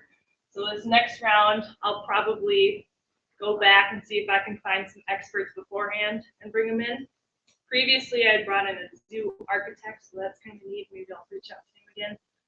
But I really wanted to focus it on the specific topic that the kids were researching. So I'm going to try and see if I can maybe get multiple different experts for each group. I think that'll be kind of a neat connection for them. And like that.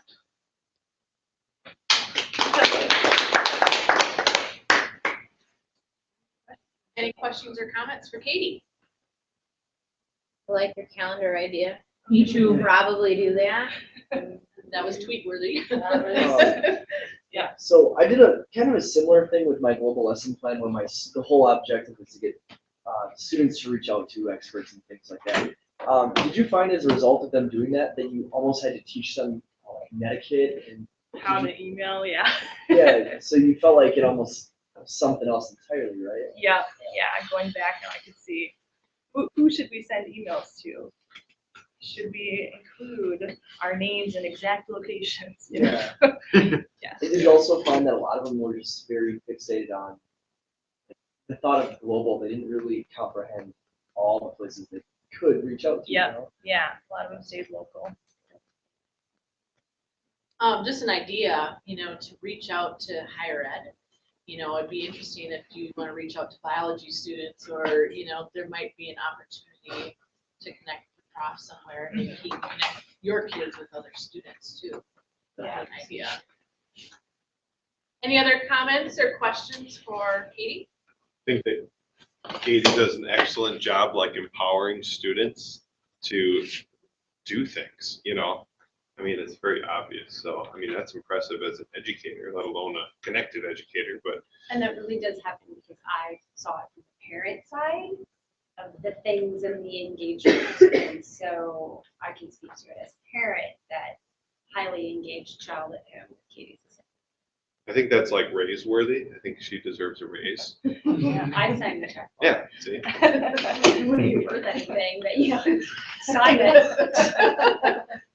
I like the layers of connection, I think, because that's something I'm going to talk about too, but the same time, I think it's the part that I missed in my project that really makes a difference. Well, but kind of going off that too, how you took a project that was just kind of all right here, branched it out, and then layered it upon the students and put more responsibility on them was even more cool, especially because they had some hiccups along the way, and then they could learn from that too. All right, well, congratulations. And now we have Andy. Take it away. I am Andy Petton, working on my second semester class, obviously. A few different lessons that I've learned this semester, and I'm going to try to focus in on a couple key insights, and I think a lot of those have actually happened fairly recently. So I'll try to go into that a little bit. Coming into the course, I felt like I was already somewhat connected online. I had my Twitter account, I had my blog, and I had been fairly active. So how many have heard of the math Twitter blogosphere, the MTBOS? So I had been engaging in that community. It's basically the math teacher world has kind of organized itself into a little bit of a online community, a lot of bit of an online community. Let's not be kidding ourselves. I am a very small piece of that because I don't think I engage at nearly the level that some of the most active people do. There's a very active community every single day in that world. Twitter Math Camp is a summer event that brings kind of a meetup of this group, and I've been to that a couple times now down in Oklahoma and out in California, and this year it's going to be in Minneapolis, so I'm excited for that. So in some ways I have been connecting coming into this class, but now I would say I'm much more connected, and taking Janelle's direction of really going into the Twitter analytics, I averaged it out about 11 tweets a month since I created my Twitter account, 2009, 2010, somewhere in there.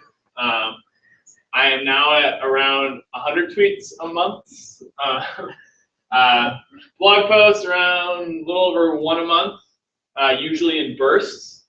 Now I'm over 3 a month, also in bursts, but but a burst almost every couple months instead of every only December or whatever, like Christmas break. I blogged 12 times or something. It's now a little bit more spread out. But the stat that surprised me the most, that you can get a 90-day window on Twitter analytics, and looking at things like engagement, and likes and replies are a measure of how engaged other people are and what you're doing.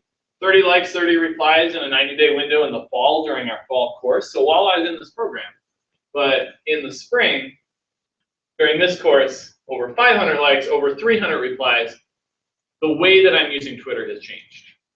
So it's not just blasting at the internet, it's interacting and going back and forth. And I think the biggest single change with that is chats, because chats start a conversation. And a lot of times those conversations don't die in the 1 hour period of a chat. People will reply all back to that group that was in that sub-conversation and continue going. And so I think that's been the transformative piece in terms of my statistics. But one of the challenges that I think I found is that that's all I really thought about connection. When I defined connection to myself, it was big numbers. So I know I'm connected when numbers get bigger. Was basically, I didn't think that, but that was subconsciously how I was acting.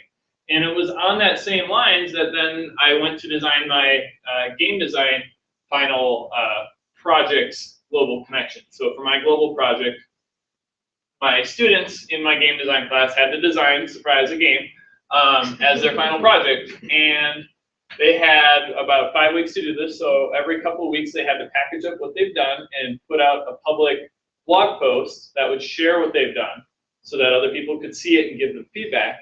And on top of that, they had to go out and put this on a site where someone else would read it, because I know that no one was going to read our game design blog, or a very small audience. So they had to go out on the game design subreddit or go into the forums of different gaming communities, get it out there to someone who would read it. And that we talked about how you would make it interesting to someone else. Because if you're like, I got this homework assignment, and you're supposed to give me feedback on my game idea. Nobody will do it, right? And so how do you make it exciting and bring someone in? And what I found was that it was, for the most part, a big fail whale of a project. The interaction part, like the project, the games in the end ended up coming out kind of cool. But the global connection just really lacked global and lacked connection. There was just no one there. It was really bad. Like, I don't know how else to say it.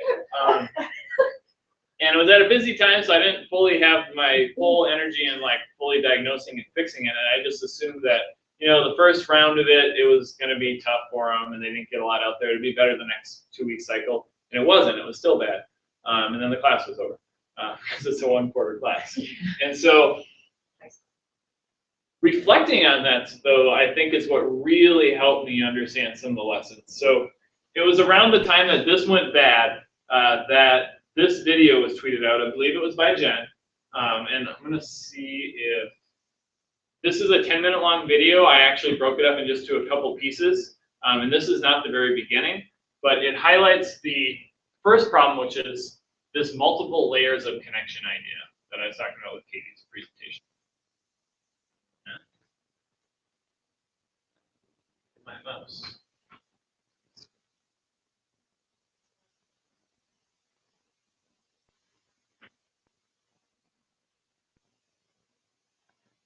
Oh,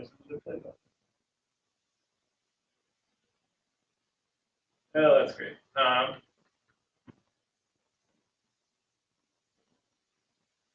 So anyways, I'll tell you what it said. It said that this one teacher, Pete, whose classroom is very active out online, was talking about all the different levels of connection they had. So they started out by connecting with each other and did a lot of stuff together as their classroom grew. And then at the next layer, they were going out to their high school to work with a high school class on something. This was a middle school class. And then they went out to their local community, and they went out and did like a hiking and campfire type of day. And they connected with nature, they connected with each other, they connected with their local community. And then it goes into eventually how they started doing Google Hangouts with people and things like that. So this idea that, yes, they did do a ton of online stuff in their class, in their globally connected classroom, but they started out with understanding connection at a very local level first. And so trying to visualize that a little bit, this idea of in your classroom, if you're going to really connect and understand connection, you have to start with teacher and students. You have to connect with the kids in your room and really form those relationships and figure out how do you work with those students and get them to trust you, get them to trust each other, so that when you work on some cool project, they can really dive into it. School and parents, bringing in the family to, if you're putting out a live stream, like Jen was saying, the parents might be the ones who are most interested in engaging because they don't really have a way to do that. And being able to connect with them, being able to connect with your school community, inviting other teachers in, connecting over projects, things like that. Bringing in the local community, so whether it's going to the zoo at Oxbow, whether it's going to a local business. I know Corey involves Trinity, the consulting group over in Byron, and looking to connect with them next year. There's so many people around us that we don't realize are doing such cool things, that connecting with them.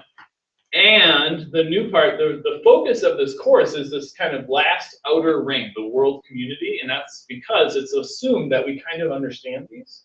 But I guess my question is that I don't know that we, or at least I, really had a firm grasp of these yet, such that I could really build into this well.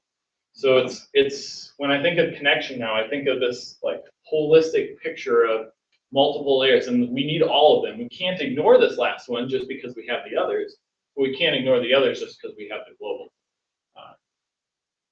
The second piece, let's see if I get lucky this time. Welcome to Life in Our Connected Classroom. What does being connected mean to us? It means knowing and understanding ourselves.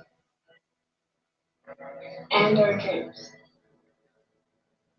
It's a pathway between two or more individuals.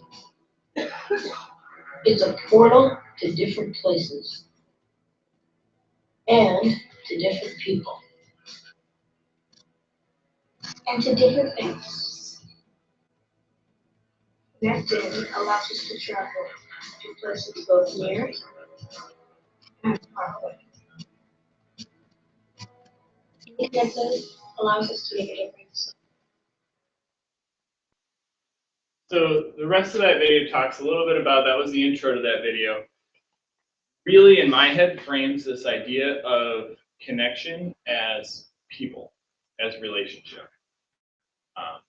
And that's, I think, another big piece that I really missed, is that in relationships, you have to nurture a relationship. You have to have something, some kind of connection with someone before you can expect to just magically get something back. When I sent my students out to go get feedback on their ideas had no buy-in from anyone.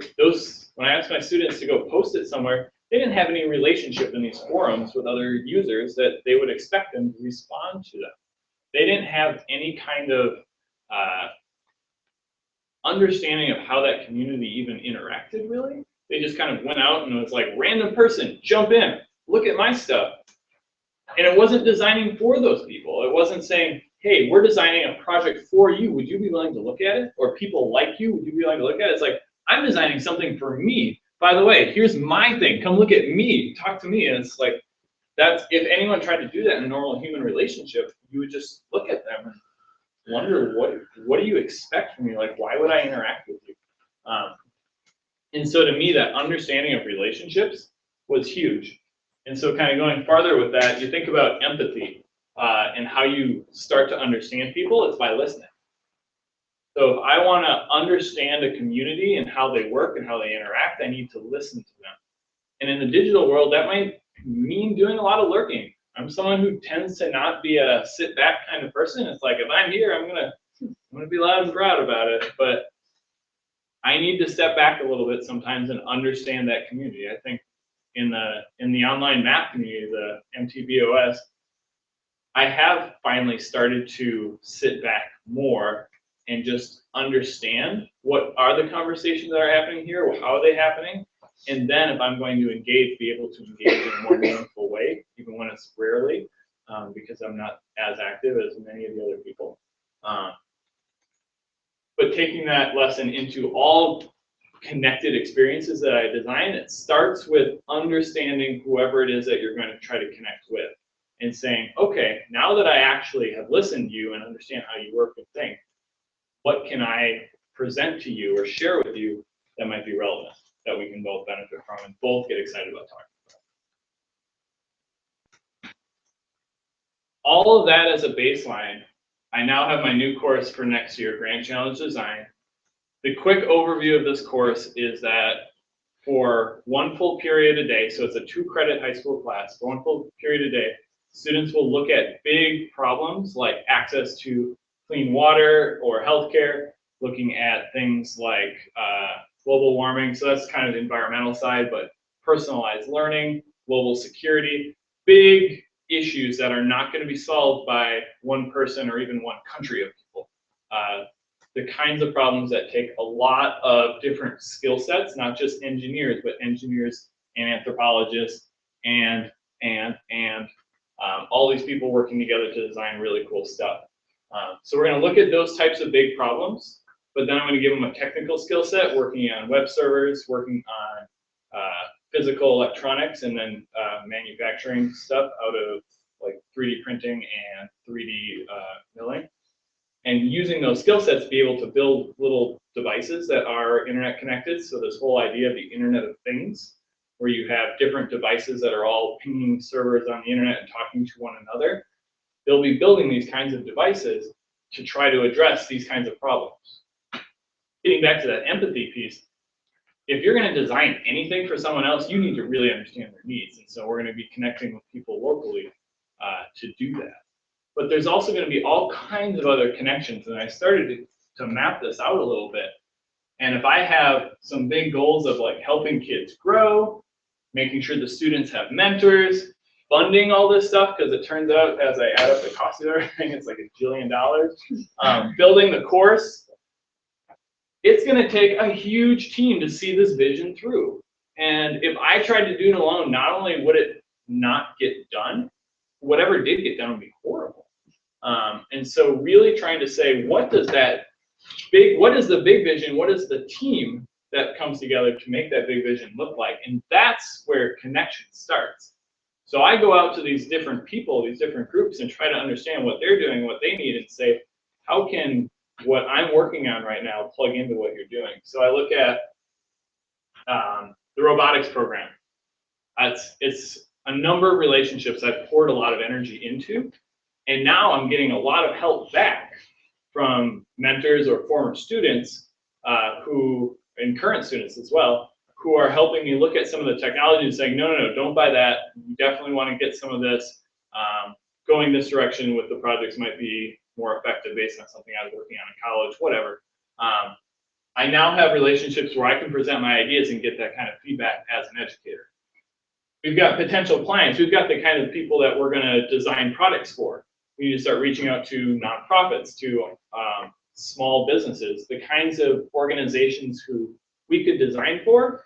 And if our project failed, their business isn't going to go under, because we're just doing maybe something that category B project, not the mission critical stuff, but not something that's worthless to them, something that they would love to do if they had more time. And trying to find those clients and talk about what we're doing and engage them.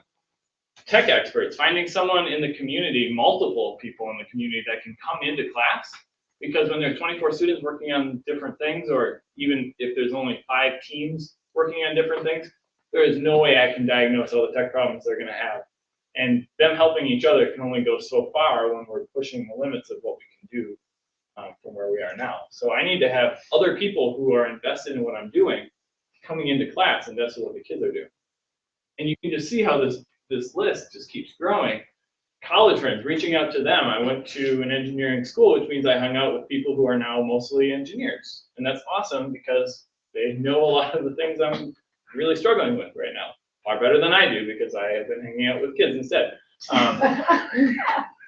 And that's great. I love what I'm doing, but it's really nice to be able to reach out to them and have those connections.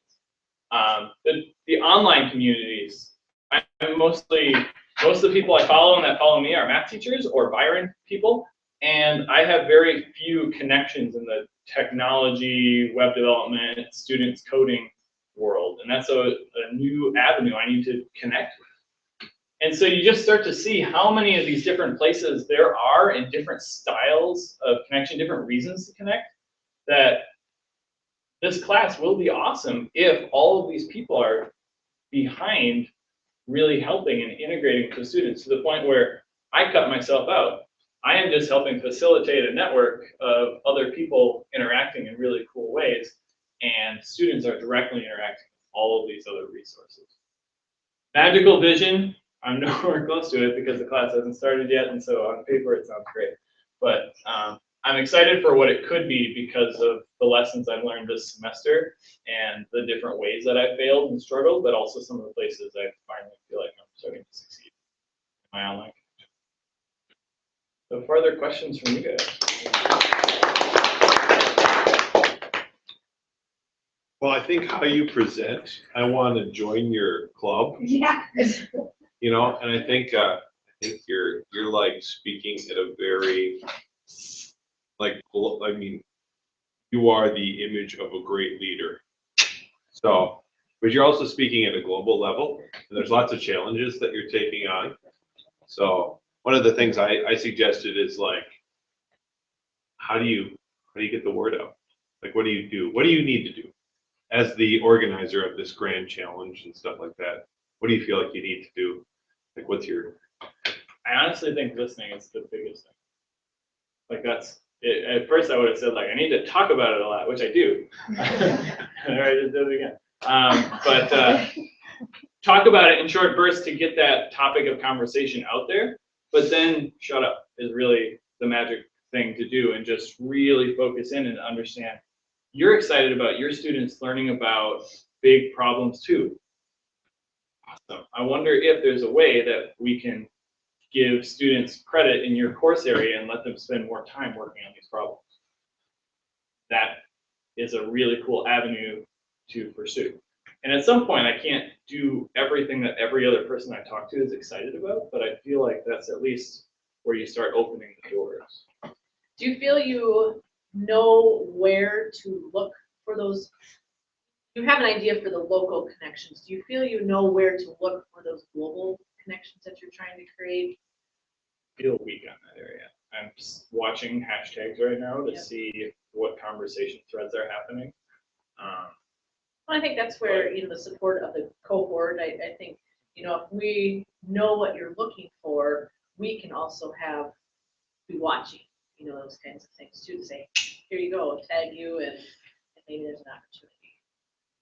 I think, and you never know, like who people know or who their husbands or wives are. Like, I mean, I have a great friend that's an engineer that is one of the top milk producers of sensors in the entire world, who lives in Chanhassen.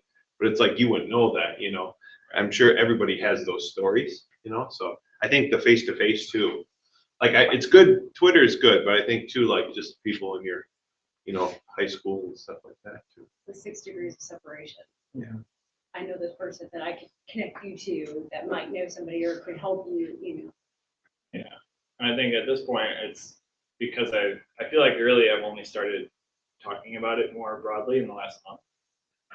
And already I feel like I need multiple documents and spreadsheets to keep track of everything that's happening because of that effect.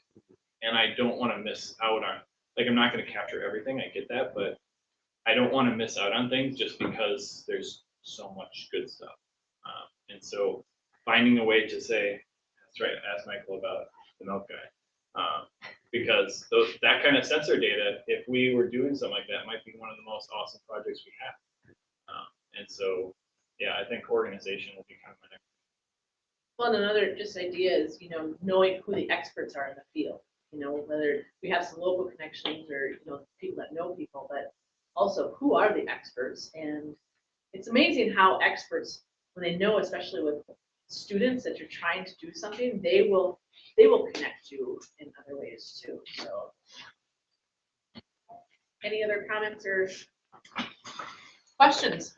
How did you push your class through the powers that be? I mean, so say I want to do something like that. What's that? A lot of Google Docs. A lot of Google Docs. I wrote a big long Google Doc, and I just spent a lot of time talking to people and trying to understand if that would fit into the thing. Initially, I wanted it to be an all-day separate program or a half-day program, and they were and so it's okay, well, what could we do? We could do a period, okay. And then once approved, approval was actually far easier than convincing students to take 4 elective quarters worth of a single class. That was actually so over half the class is from robotics, which is basically saying I'm drawing on relationships I have and saying it's good and you're trusting me when you really have no basis. Cool. Just ask, I think. Okay. I'm going to be hard looking for you in the kitchen as in the fashion show. So, Jen Green, high school English and math, and this is my journey through Connected Educator, Connected Classroom. I have to start at the beginning, and that was with our textbook. And I echo a lot of what we've heard tonight. I was connected in spots. I mean, I did a global reach out project years before anybody was talking about doing it. I found a teacher on an English Ning and said, hey, you want to mix our classrooms through the internet? And we said, okay, and we did it. And but it wasn't a consistent force. And always finding that balance of the give and the take. If I add something, I have to take something. Can I morph something? Where do we put our time and our energies? And my focus is always about my kids, what is good for kids that drives what I do every day. So when we look at the textbook we started with, the Personal Learning Networks from 2011, the 3 quotes right from the kickoff, because that's where we get our formative, that really struck me was the research from Stephen Downes, education is something we create for ourselves. And this resonates because as, for the most part, successful learners, historically teachers have liked learning. The reason we've liked it is because we found meaning in it for ourselves. And we've done that intrinsically usually, and we've done it on our own. Nobody coached us because that wasn't something we talked about. I've been teaching 20 years, and that's really something we're only now explicitly discussing, is this personalized learning. But before that, we did it on our own. We engaged on our own because we were successful learners. And so that resonated with me and reminded me about some of those formative learning experiences and why I remember random stuff from 10th grade biology, which wasn't my favorite subject, but I remember things from it. And the next two are my personal pieces, is that there's a path for every person into this networked learning space, and all that is required is to make good use of it and a willingness to participate. I am a huge advocate for nothing is one size fits all. I am always trying to bend the thing to meet my needs, my kids' needs, fit my style, and to make things accessible for others. And this was permission for me. This made this accessible for me, that there was going to be a path in it that fit me and my students' needs. And we've heard this a lot. It's the quality, not the quantity. That was also freeing. I don't need 7,000 followers. I need 7 good ones. And so this gave me permission. This was my, okay, I can do this. I can find a path. So our course objectives, I'm connected, my classroom is connected, and I influence others to connect. But somehow in my brain, those really became 2 big takeaways about transparency and connectedness. And those are kind of the 2 themes that really were the resonating items in our project and through my course. So again, I just make my own meaning out of things. Maybe not the objectives done intended, but they were what I could move away from and what I could get behind. So my first project was my Genius Hour project, and this is something I've been toying with and something I was really excited with, and I had an idea how I wanted to make it happen. And when this class came along, it was the impetus for me to do it and actually do it bigger. And so my sci-fi students had to choose a genius project, and whatever they wanted to research that connected to sci-fi. And if you've read anything sci-fi, that pretty means anything. I had presentations on dairy farming and new tractors and wormholes. Whatever you love, kids. Clean water. You know, all things that ultimately could be science fiction elements. And I turned them loose. I wanted, I had 2 aspects for global connectedness, classroom connectedness that I was trying to achieve. The first was I wanted them to reach out to a global audience. I wish I had seen Andy's earlier because I would have also stamped a fail well here. A lot of the same reasons that Andy mentioned. I blame myself. I don't have those connections to help push kids out.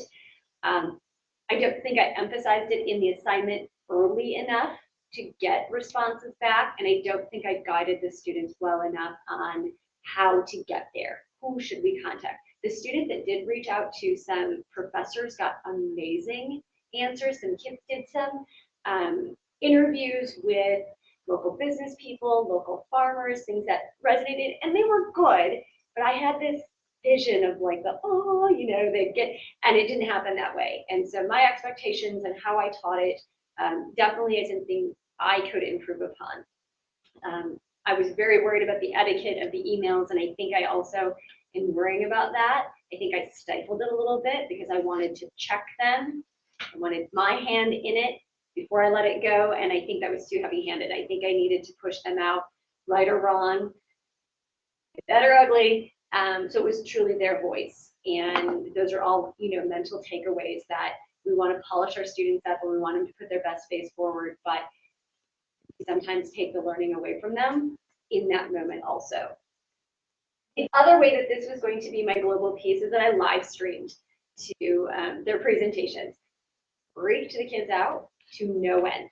The minute I said live stream, it didn't matter that the presentation was 15 minutes long or any other required, nothing else mattered. That was their only focus. So we had to talk them off the ledge on that. Again, that didn't go as well, and I think it's, after hearing Andy, it puts a different spin on my take on it. I, again, felt it was because I didn't have a big personal network to push it out to. But I think that Andy has some great insights that why would anyone want to tune in and watch my random presentations on very diverse topics. I did have some viewership. It was fun. We had parents that logged in. I know I had colleagues that were gracious enough to tune in and watch the kids' presentations, and that was really validating. And the kids really did step up their game because of that live audience potential. And that was really my goal. Secondary was hoping we would get some feedback. But I know one of our exchange students' mom watched from, Stefanka's from the Czech, right? Yeah. I mean, her mom watched, and that's a high school piece we don't get. We don't get parents in our rooms to watch their kids. So on a smaller connective level, I know that I reached parents and the kids were able to show off to parents. And I know I had colleagues that watched. So that's a piece that needs revision. But this also crosses over into my transparency piece. So I worked on the connection, but this transparency piece has been a big change for me. I've never had a problem presenting a project, presenting an initiative, and we presented MCTM, I've gone to English, I've been at TIES, but it was always an after the fact presentation. It was always, I tried, I did, I learned, I reflected, I cleaned it up, I packaged it, I sanitized it, and I pushed it out to you as do and don'ts and learn from my mistakes. Edited just a bit, okay? But I felt good about it, and I really believed that I was providing something useful and meaty, and take this and go forth, teachers. Build on my mistakes. I'm going to share them, but I'm going to tell you how to fix them. I'm going to give you some ideas on what I would do different. And blogging in this course, in the moment of doing these projects, and some of you have read my blogs, it was a very uncomfortable thing to me to not be in control and not have it totally processed and packaged before I put it out there. I'm still not sure who cares to watch me fail and struggle in the moment, or anyone, but apparently there's an audience for watching people. It's, ambulance chasing in education, I guess. So this is my growth thing of letting it unfold as it's happening and being transparent in it. And I did write about, I'm with Janelle. I mean, it's hard to hit publish as an English teacher. Mine was then doubly bound by, well, if I wait a couple of days, I'm going to have a better insight on this and I can fix it. I can give the solution to that problem I'm having before I hit.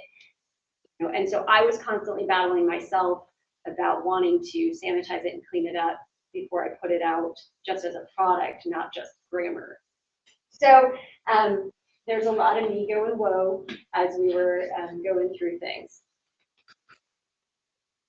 This has been my other area of real struggle, and I will echo what I heard. Years ago when we first talked about YouTube, I really thought that was just a place to post stupid videos of people doing stupid things with skateboards in danger and animals. Like, there was nothing valid there, and we have quickly seen that it's not the case at all.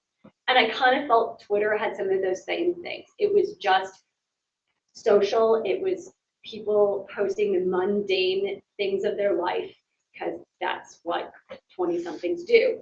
And but quickly we've learned it isn't. And so I went out there, go after it. I'm still struggling in this area. So in our, being connected, I found some people, lit some bios, hit follow, found some blogs, added to my Feedly, and then went,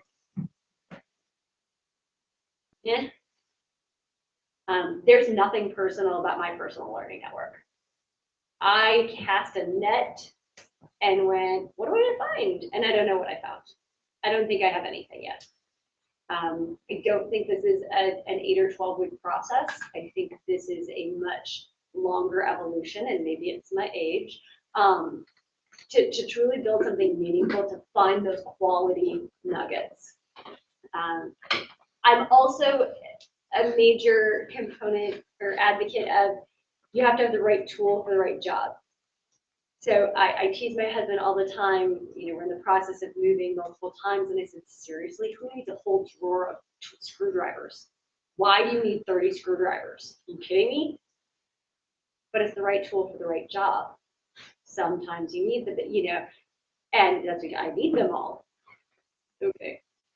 But educational tools like blogs, like Twitter, like apps are the right tool for the right job.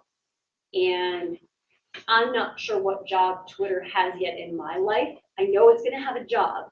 You know, Andy and I talked about, is it part of the creation brainstorming part? Is it the immediate problem solving part of teaching? Is it the lesson design part? Is it the, you know, troubleshooting part? So getting it to fit the right niche in my life and be the right tool is still something I'm struggling with. I also struggle with Twitter with the 140 characters and actually finding meat there. I'm an English teacher. I like novels. So I gravitate a little bit more towards blogs. Again, that's a piece. They have a place, but they aren't the Swiss Army knife. They don't do all of it. So, you know, finding those pieces to plug into the right jobs has been definitely a part of my journey, and I'm far from done, and far from having it all figured out. So my summer will be spent sifting and sorting and culling and trying to re-envision how this all fits. We've talked extensively about this, but probably one of the proudest things, but also has those elements of connectedness and transparency here. One of the things I'm actually proudest of, and again, it probably shows my age and my roots and my comfort zone, is this was an amazing example of face-to-face PLN. This was a high-functioning group who worked together to create something amazing. And that was all of us together. And in, you know, looking at this thing, sometimes we forget we have amazing people right next door. And that's also part of why I've never been driven to go to an outside source. I haven't had to. I work in 2 amazing departments in an amazing building in an amazing district that I've had just about every answer I've needed 10 steps out my door, or people that will brainstorm and support me. And I feel blessed because I've been in other places that isn't that way. So that hasn't driven the need. So to, again, work face-to-face with people on something as truly groundbreaking as what we did was a highlight of my spring. The fact that we were able to connect then an entire staff of people is really important to me, because a strong united staff means a strong school. Not that we all agree, but that connectedness of our relationships makes us better for our kids, makes us stronger in every way of the job we do. So I think, Twitter aside, connecting aside, there was a professional piece here of a relationship. We talk about our relationships with our kids all the time, but we forget that our relationship together as a staff is super crucial in delivering the quality product to our kids every day. You know, like I said earlier, what Katie does, what Mike does, what Corey does, that informs my practice, and I would hope that there'd be things that I do that could inform yours, even at different buildings and in different subject areas. So very, very proud moment, and something that I think that we all can be proud of as far as transparency wise. To read something like this when I have my own reservations about how this system works, A, to put yourself out lead is always a risk, but B, to lead when you're not the expert yet and you don't have the answers is hard. Teachers like to be in control and like to think we have all the answers. And to give some of that up is that continuing evolution, and to be like, hey, I don't really know, but it's fun, so come on, let's try it together. So that is just a real showcase moment, I think, for all of us. And, you know, frankly, people who do anything for donuts. Excuse me. Summative evaluation, where are we? Time and management is the teacher's, you know, mantra. We roll that banner out all the time. There's not enough time. And this is really a struggle. Where do you find the time? What gives? You know, reading a book, 15 to 30 minutes a day. There are days I don't feel I have 15 minutes. There are days when I don't get to the bathroom. So to ask even for 15 minutes sometimes feels like too much, because something else has to give. And so finding that balance is a struggle for us, and but an important one, because there is value there. So again, tool for the job. How do you commit to it? How do you do it so it fits you?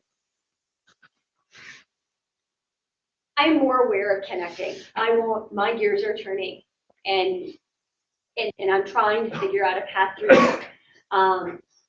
As I said, I'm not there yet, but I'm a work in progress, and I will find my path through this that is meaningful and valuable for my kids and my life.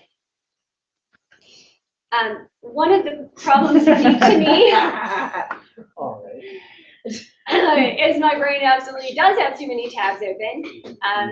As some of you may know, I teach English and math. And the high school block schedule means that every 9 weeks, my schedule changes. I have new kids, new courses. And then every year, my schedule changes. So even what direction to put my personal learning network, do I find English teachers? Do I connect with a bunch of American Lit people? Well, by the time I develop connections with American Lit people, the quarter has ended and it might be 6 years before I teach American Lit again. I haven't taught math in 2 years, a year and a half. So my connections out to the geometry world, if I would have made any of them, would have withered on the vine. So that leaves me with education theory. Not super engaging right now. I want action. I want in the classroom, in the trenches stuff to take back to my room. So my life presents a unique challenge in trying to find a path. And that's my cross to bear, and I love my double discipline, but it creates something different and unique when your schedule is constantly changing. And the kids are constantly changing. So I will battle through and find a path. Because when things look good on the other side, it's worth the leap. It's worth the jump. And you just have to figure out how to get there, and you may not know the path. You know, I have taken other times where I've jumped first and looked later. And this is one of those times where I will figure it out. Because really, at the end of the day, you have to take the first step. And it doesn't matter how big it is, how high it is, or if you can even see the top of the stairs. You have to go. And then you figure it out along the way.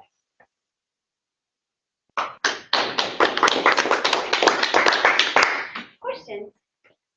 You seem to have mastered the genius hour, or if there is such a thing as mastery. I wouldn't say mastery, but it was fun. I have a lot of things that I would do differently. But it was what genius hour should be to the kids, I think. Did you connect like your experience with other people that are experts in the genius hour field? Like, I tried. There's a hashtag for genius hour. I did. It's a lot of elementary and middle. And so it was really hard to find those high school connections and to make that resonate. And again, they're working on projects over the whole year, and I'm like, hey, I'm doing mine in 3 weeks. Anybody wanna, so that's a disjoint. Ryan Radke was a great resource here at the high school because he's been doing them, and so I saw a lot of input from him. But finding the high school piece was hard. So then I'm trying to sift through little people stuff and make it connect. and I just want to comment on your visuals. I enjoy every single one. Amen.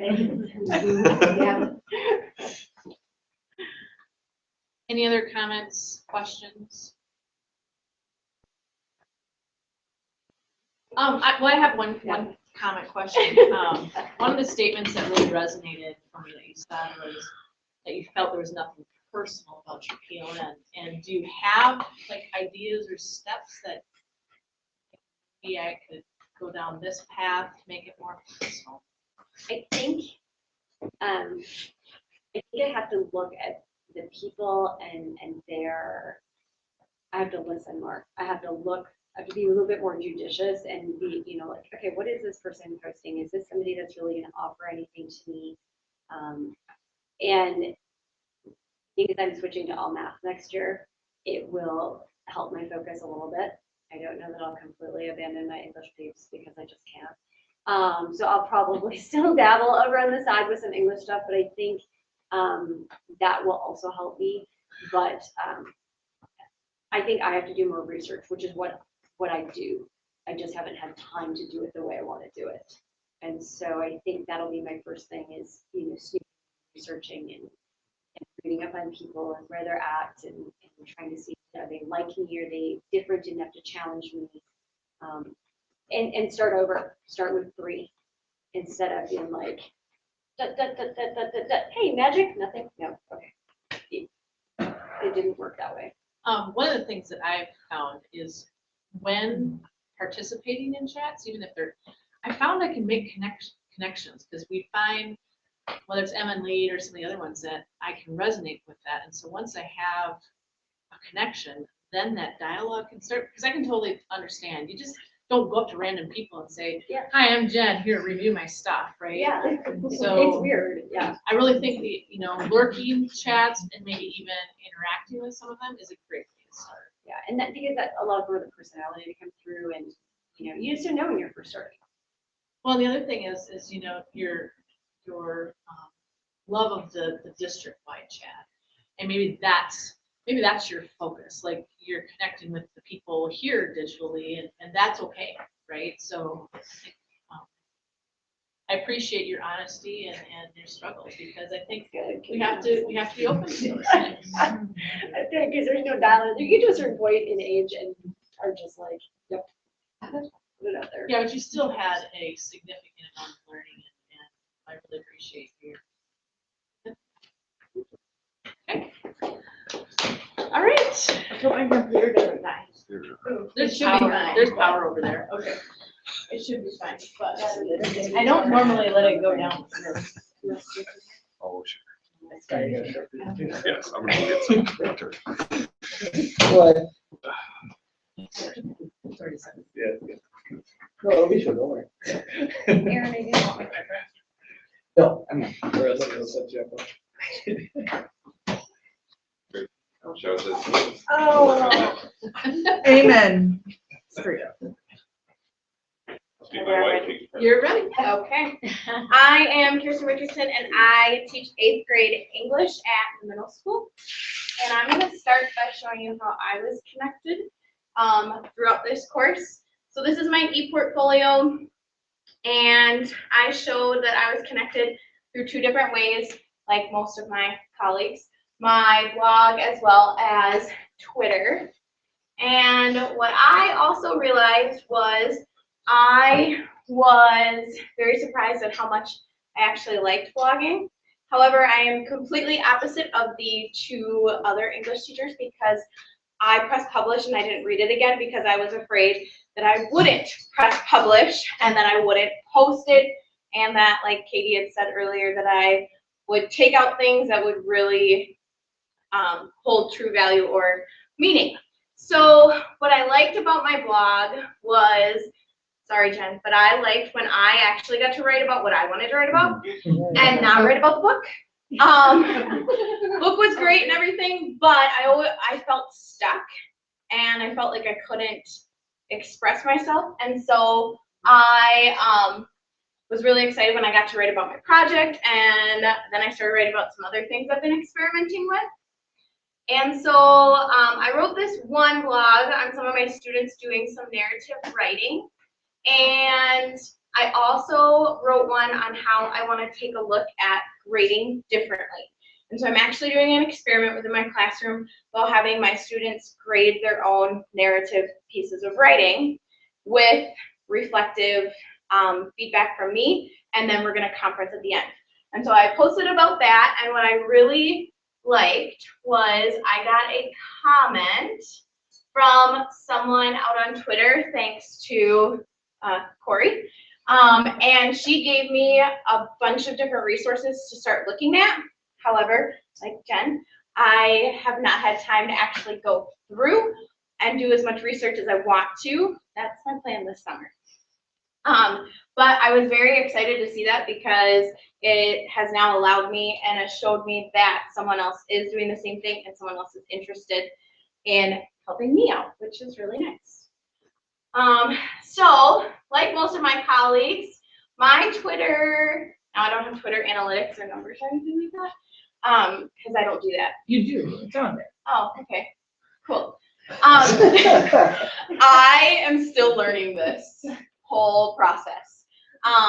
Like Tracy had mentioned, I have always had Facebook, and that's how I've connected with people, and it's been mostly personal use.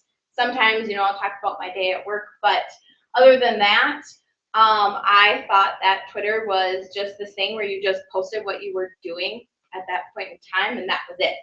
And so I was like, well, why do I want to do that? So I actually had to get a Twitter because of Jen, because she said at our PGA, all right, everyone sign up for a Twitter. And I was like, okay.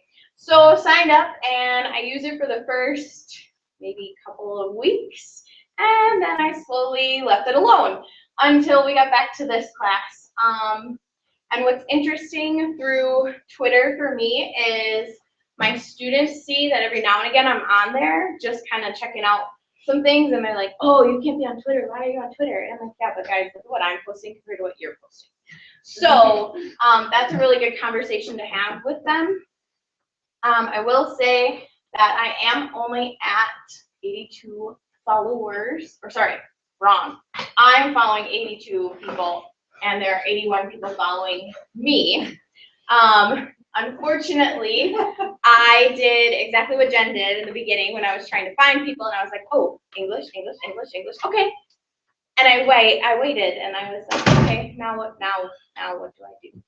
So I'm slowly starting to actually read through Twitter, figure out how I find certain hashtags and how I can actually connect out to more people and grow that PLN. So for me, it's been a very slow process, but I'm hoping that it'll help with some of my grand scheme ideas that I have for next year.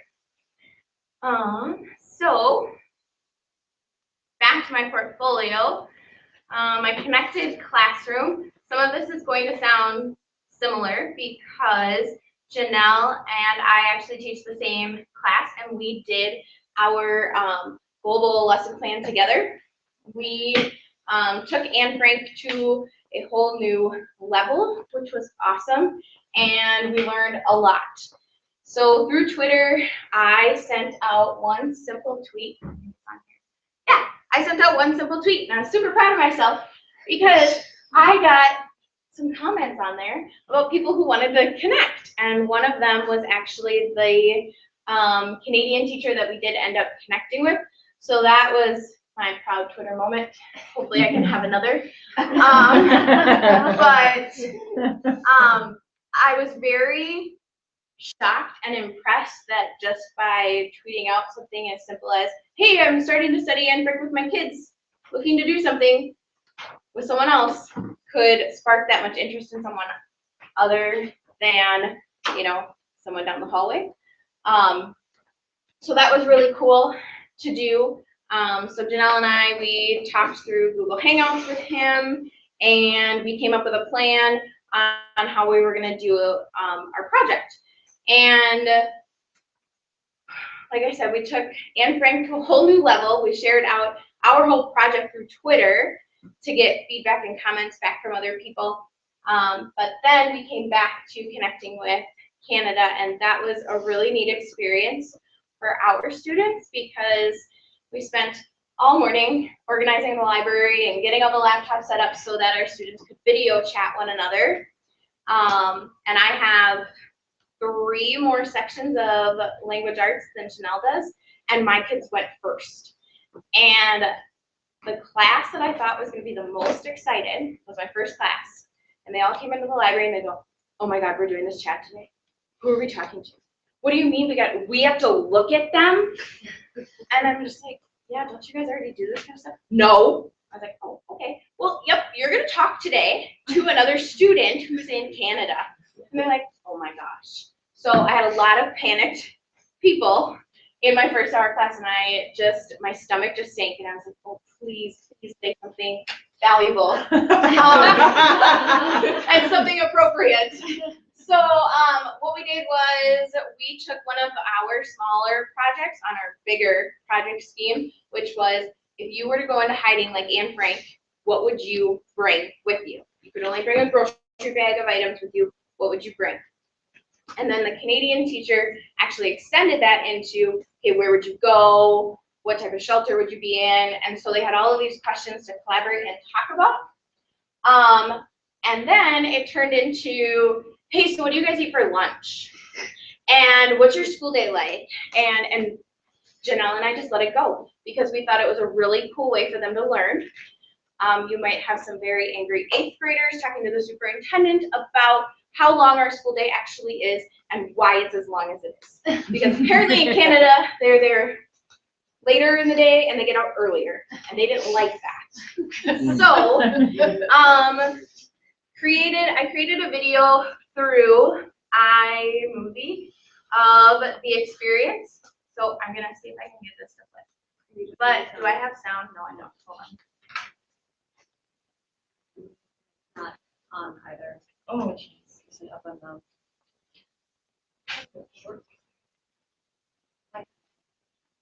Okay. So we connected with students from Ontario.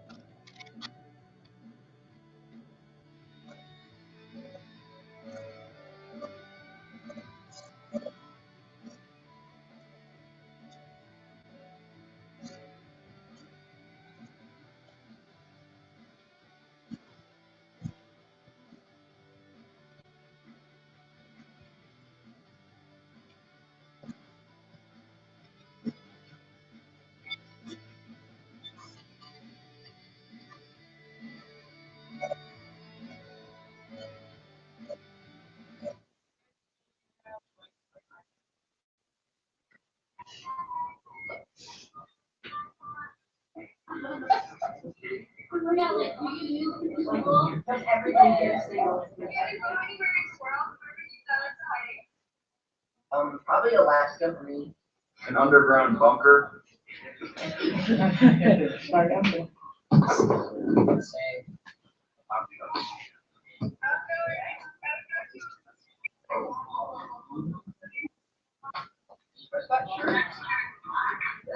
Where are you guys gonna hide?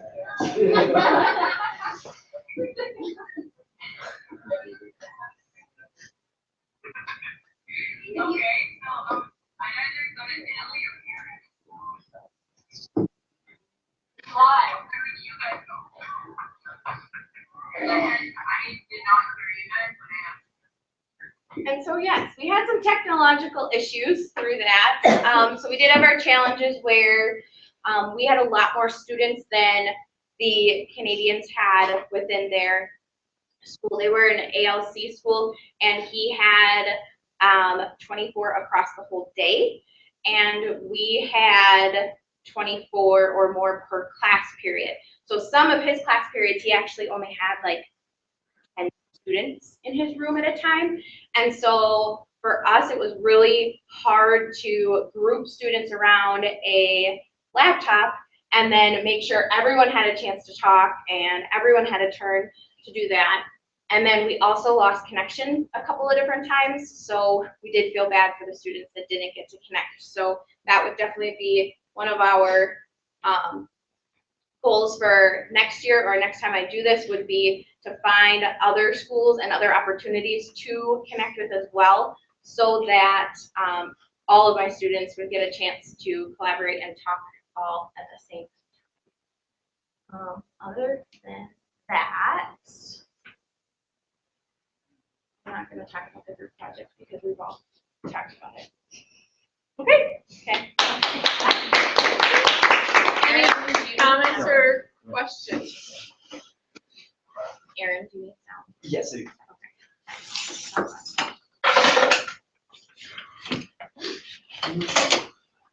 I just have to, your guys' and break project blows my mind as an English teacher, and just the quality of what you guys put together was so amazing. And I don't know that anyone understands what that means in an English teacher's world. So total props to you guys.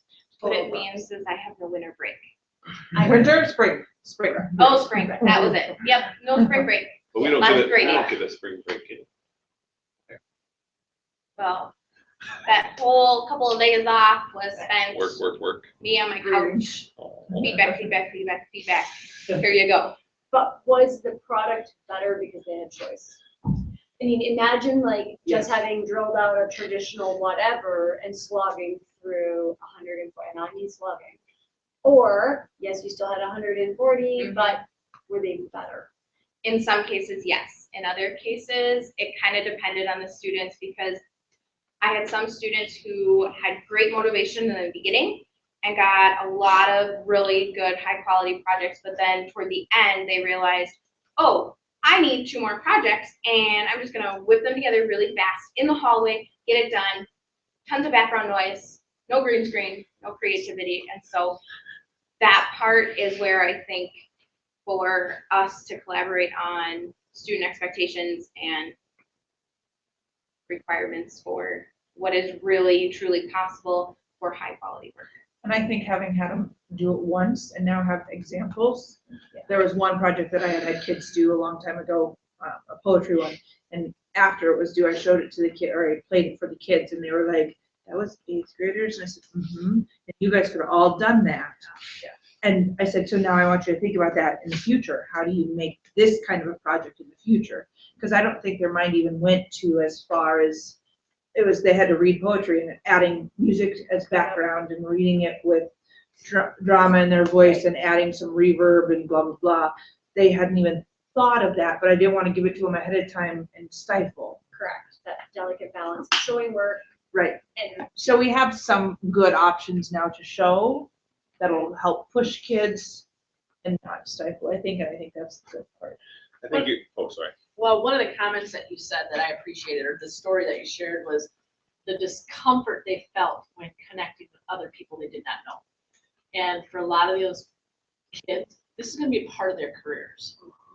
The whole video kind of connect, they're going to be connecting with people a lot of the times, depending on the careers that they go in. And to have those skills in 8th grade or starting in 8th grade and being more comfortable with that, and I think thanks to you guys for allowing that. So they got more comfortable as the day went on. They wanted to exchange Snapchat things, and I was like, no. Not gonna go that far today, guys. Sorry. I think the video, and I don't know if that was a joint video or what it was, but I mean that you should give that to the powers that be at Byron, because as a parent, I think that's priceless. Like, I think that would draw people in, even the nice background music and everything. It should be tweeted out to Byron Bears. Let's. So you're gonna do it right now. Okay, that's all you. Unless you want me to do it, you can send me the link. We got the portfolio, so you can just go take it. Okay, I'll do it. I'm gonna do it. I got it. Come on. Yeah, I got it. What's your name? Drive. Sorry. Okay. Go ahead and introduce yourself. Last one. My name is Aaron Murray. I'm a high school health and FIA teacher here for Byron. I want to thank my cohort for going first and, unfortunately, doing all the hard work for me. So mine will mostly be a review and rehashing of previous thoughts and building off of what they've already talked about. But they've done a phenomenal job. So I'm really just going to do the best I can to be reflective on my own thoughts and a few things and keep it short and sweet. Let's start on a bad note with blogging. This was the biggest challenge for the classroom, to be honest. I am not one with language. I'm much more comfortable speaking than I am writing my words down. And just like all of you have said before you hit post, it makes you nervous and you think about it. And I do lose sleep over that. And I'll leave a draft going for a week at a time. And I'm scared to go to that tab and open it up and work from it. But when I do get the courage to do that, I am pretty proud of my work. So even though it's not the most, I would say, intelligent, I like what I do put out. But I didn't reach my goal of 10, and that is, productivity-wise, is my fault. But what I did put out, I'm pretty proud of. I also want to tell you that the blog that I originally posted, that a lot of you left me excellent comments on, crashed. And I don't know what happened. I can't even explain it. I can't, yes, but my wife luckily taught me how to get through my frustration, and I made a new blog as of last night, and it is much better, okay? And she wrote a lot of this for me, and so that's not me pushing my own ego. That's because my wife is a good person. So I just want to say that I have a new blog here, and if we go into it, I do want to talk about one of the reflective aspects of those of you that have seen this. I really enjoyed our district communications. You can see more about that there. This is my blog, but the one thing I want to say about it is, for me to move forward as someone that being a connected educator, I feel like blogging would be something I'd be much better at. It's something I want to change because, again, getting the courage to write the thoughts out for me is difficult. And I also, as a new teacher, not being tenured and new to the district, when I feel blogging, I don't feel the sense of flow that we've learned about in, the importance of flow, and I don't always get that. I get through speaking, as you'll see right now. I'll get excited. I like this. But when it comes to blogging, it's something that I do need to work on. So I do want to say I'm proud of what I put out, but it is something that I need to continue to work on. So that is one of my artifacts. Now, if I go to this next one, I only have a few thoughts on here. For I influence others to connect, and I am an active participant. I talked about our district communication chat. So I have my thoughts listed here. The one thing that I really wanted to touch on is, scroll down here, is this aspect. The fact that we had the goal to reach people and to grow and get more members out, and the fact that we were able to do that each time, even just by a little bit, speaks a lot of volume for what we accomplished. And it's something that I put on the portfolio as a result of being an active participant, because a result of our efforts actually, it has measurable impact. And I talked about what people thought of as well. The fact that Jen also archives everything, so I have the links all archived, storified on here, so we can see these again. I think that's fantastic. So that is my artifact for that, and again, I'm pretty proud. Let's go on to the next one. Moderating Twitter chats. Okay, much like all of you have said, this is for me being a connected educator. Through this course, I've got the chance to co-moderate discussions for obviously our district Twitter chat, MN Lead, our own cohort, just the book study, things like that, as well as I've taken part in multiple other chats. And it's something that I've really gotten into, just like all of you in September that were told you needed to make a Twitter page and you all kind of recoiled at that thought. I've embraced that. And it's taken me a long time, just like much of my cohort, to get that aspect, but I really thrive on it now. I love searching out hashtags. I like to find things. Are some of them a waste of time? Absolutely. But the things that you do find, that you sift through and you find those little gems, it makes it worth it. So moderating Twitter chats has been beneficial, not only for me, but my students as well, because, and here's where Jen talked about how we actually got trending. That was a big aspect. And I talked about this image above really sets the tone for how I feel about it, because I was proud. On the front page, I mean, that was huge for me. I was like, that's cool. We're celebrities now. That's cool. Like The Walking Dead. Yeah, I know. Like, yeah, of course they're number one. That's fine. But the way it's impacted my students, one of the things that I've started doing, and it hasn't had a lot of growth yet in success in numbers, but success and achievement for students, is that I do Twitter study chats for quizzes the night before. And like I said, usually it's only 2, 3, 4 kids. But those that do, I talk to them the next day, and I'm like, what did you think? And they're like, I really appreciate this. And I always ask them after the quiz. They're like, I think I did directly better on this quiz from this study chat, And I also give them very, hinted questions about what will be on the quiz, but at the same time, it's studying. They're putting forth the effort and going on and using their home life and investing their social image on a website to learn. And I think for students, that's big, especially for high school students. It's very respectable. So moderating Twitter chats has helped me not only for my own learning purposes, but for my students as well. And my last artifact here, here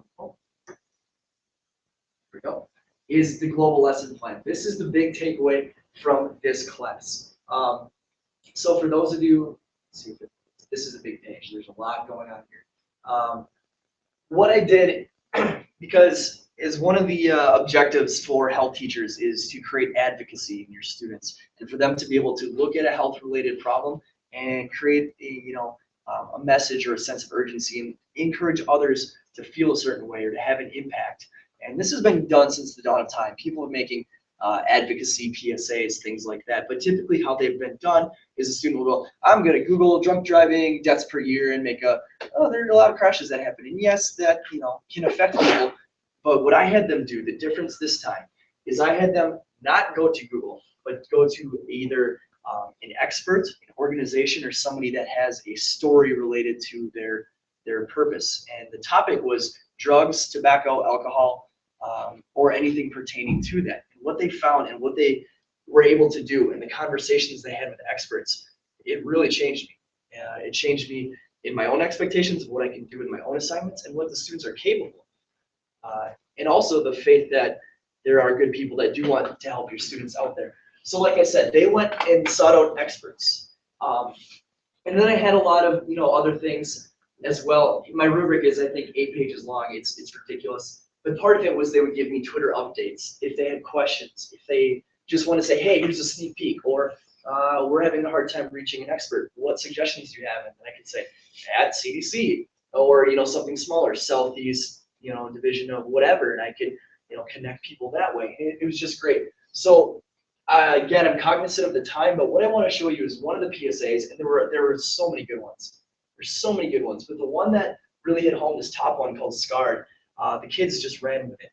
And then not only the PSA is good, but the feedback they got from their organization, emailing them directly to the students and saying, hey, this is amazing. We're proud of this. Can we share this on our social media pages?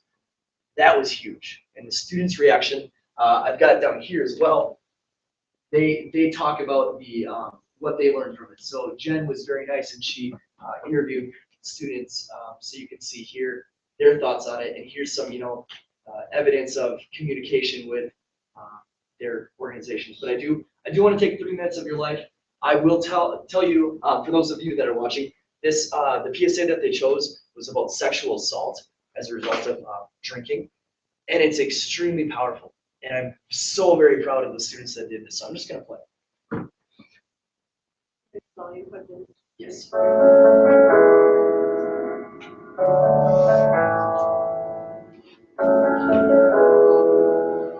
It's okay, you're not alone. We're just gonna take color and doesn't mean it's okay.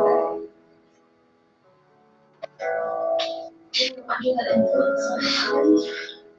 Well, just remember, I was at a friend's party and she invited me with a group of friends.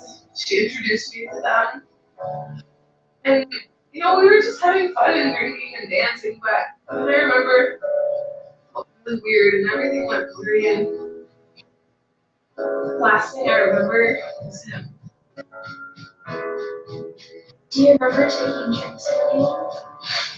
Well, but now that I think about it, I did take drinks from people, and I took one from Brad, and I shared with a few people.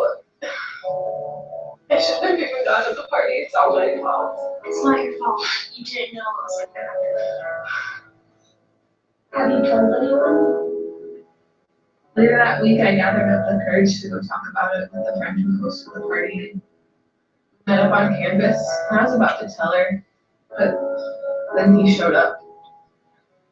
And I got really nervous, and I started talking to him, and I just felt unsafe and scared. So that's when you came here.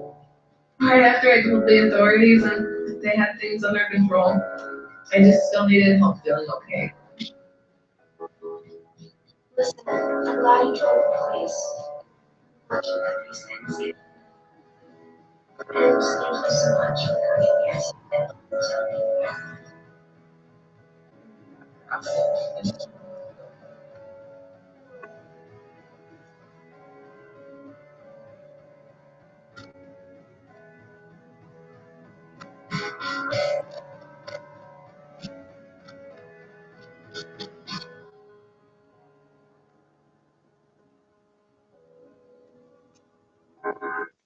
So that's where I'll pause that.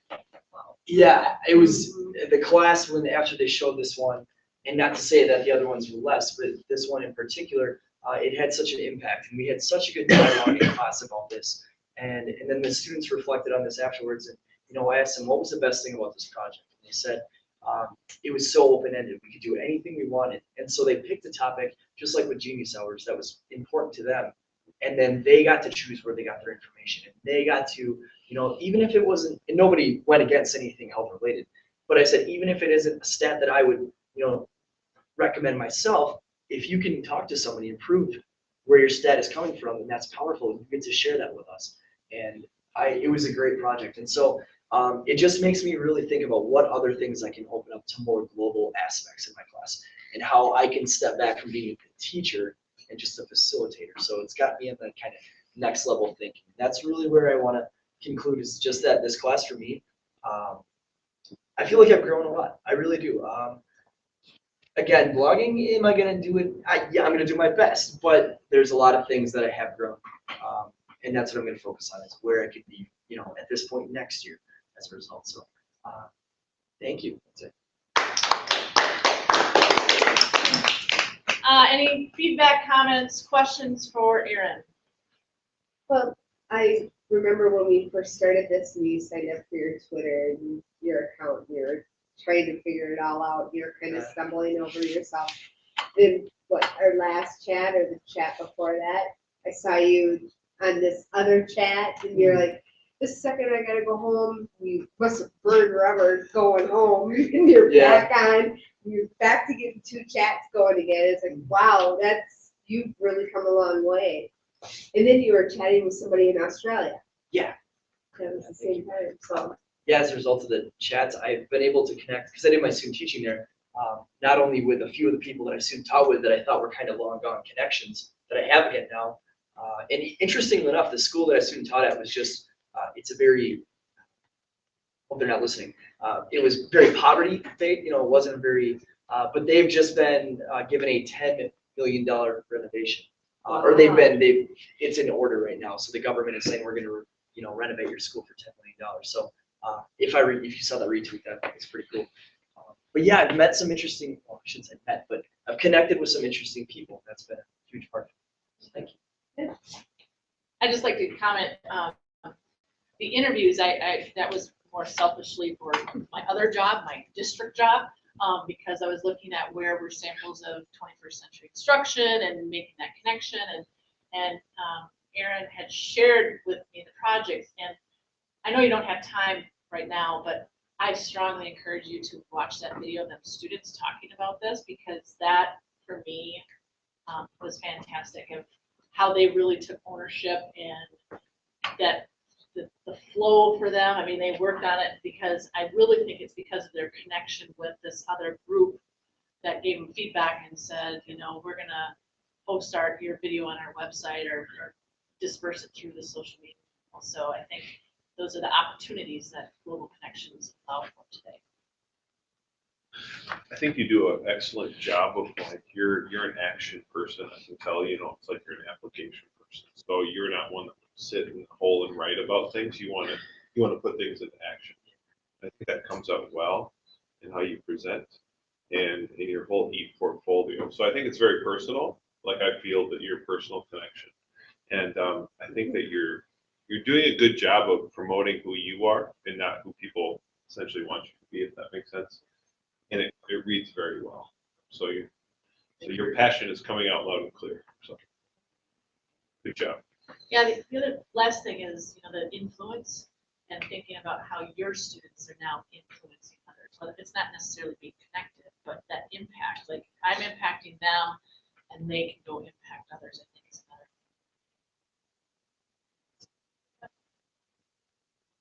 Okay.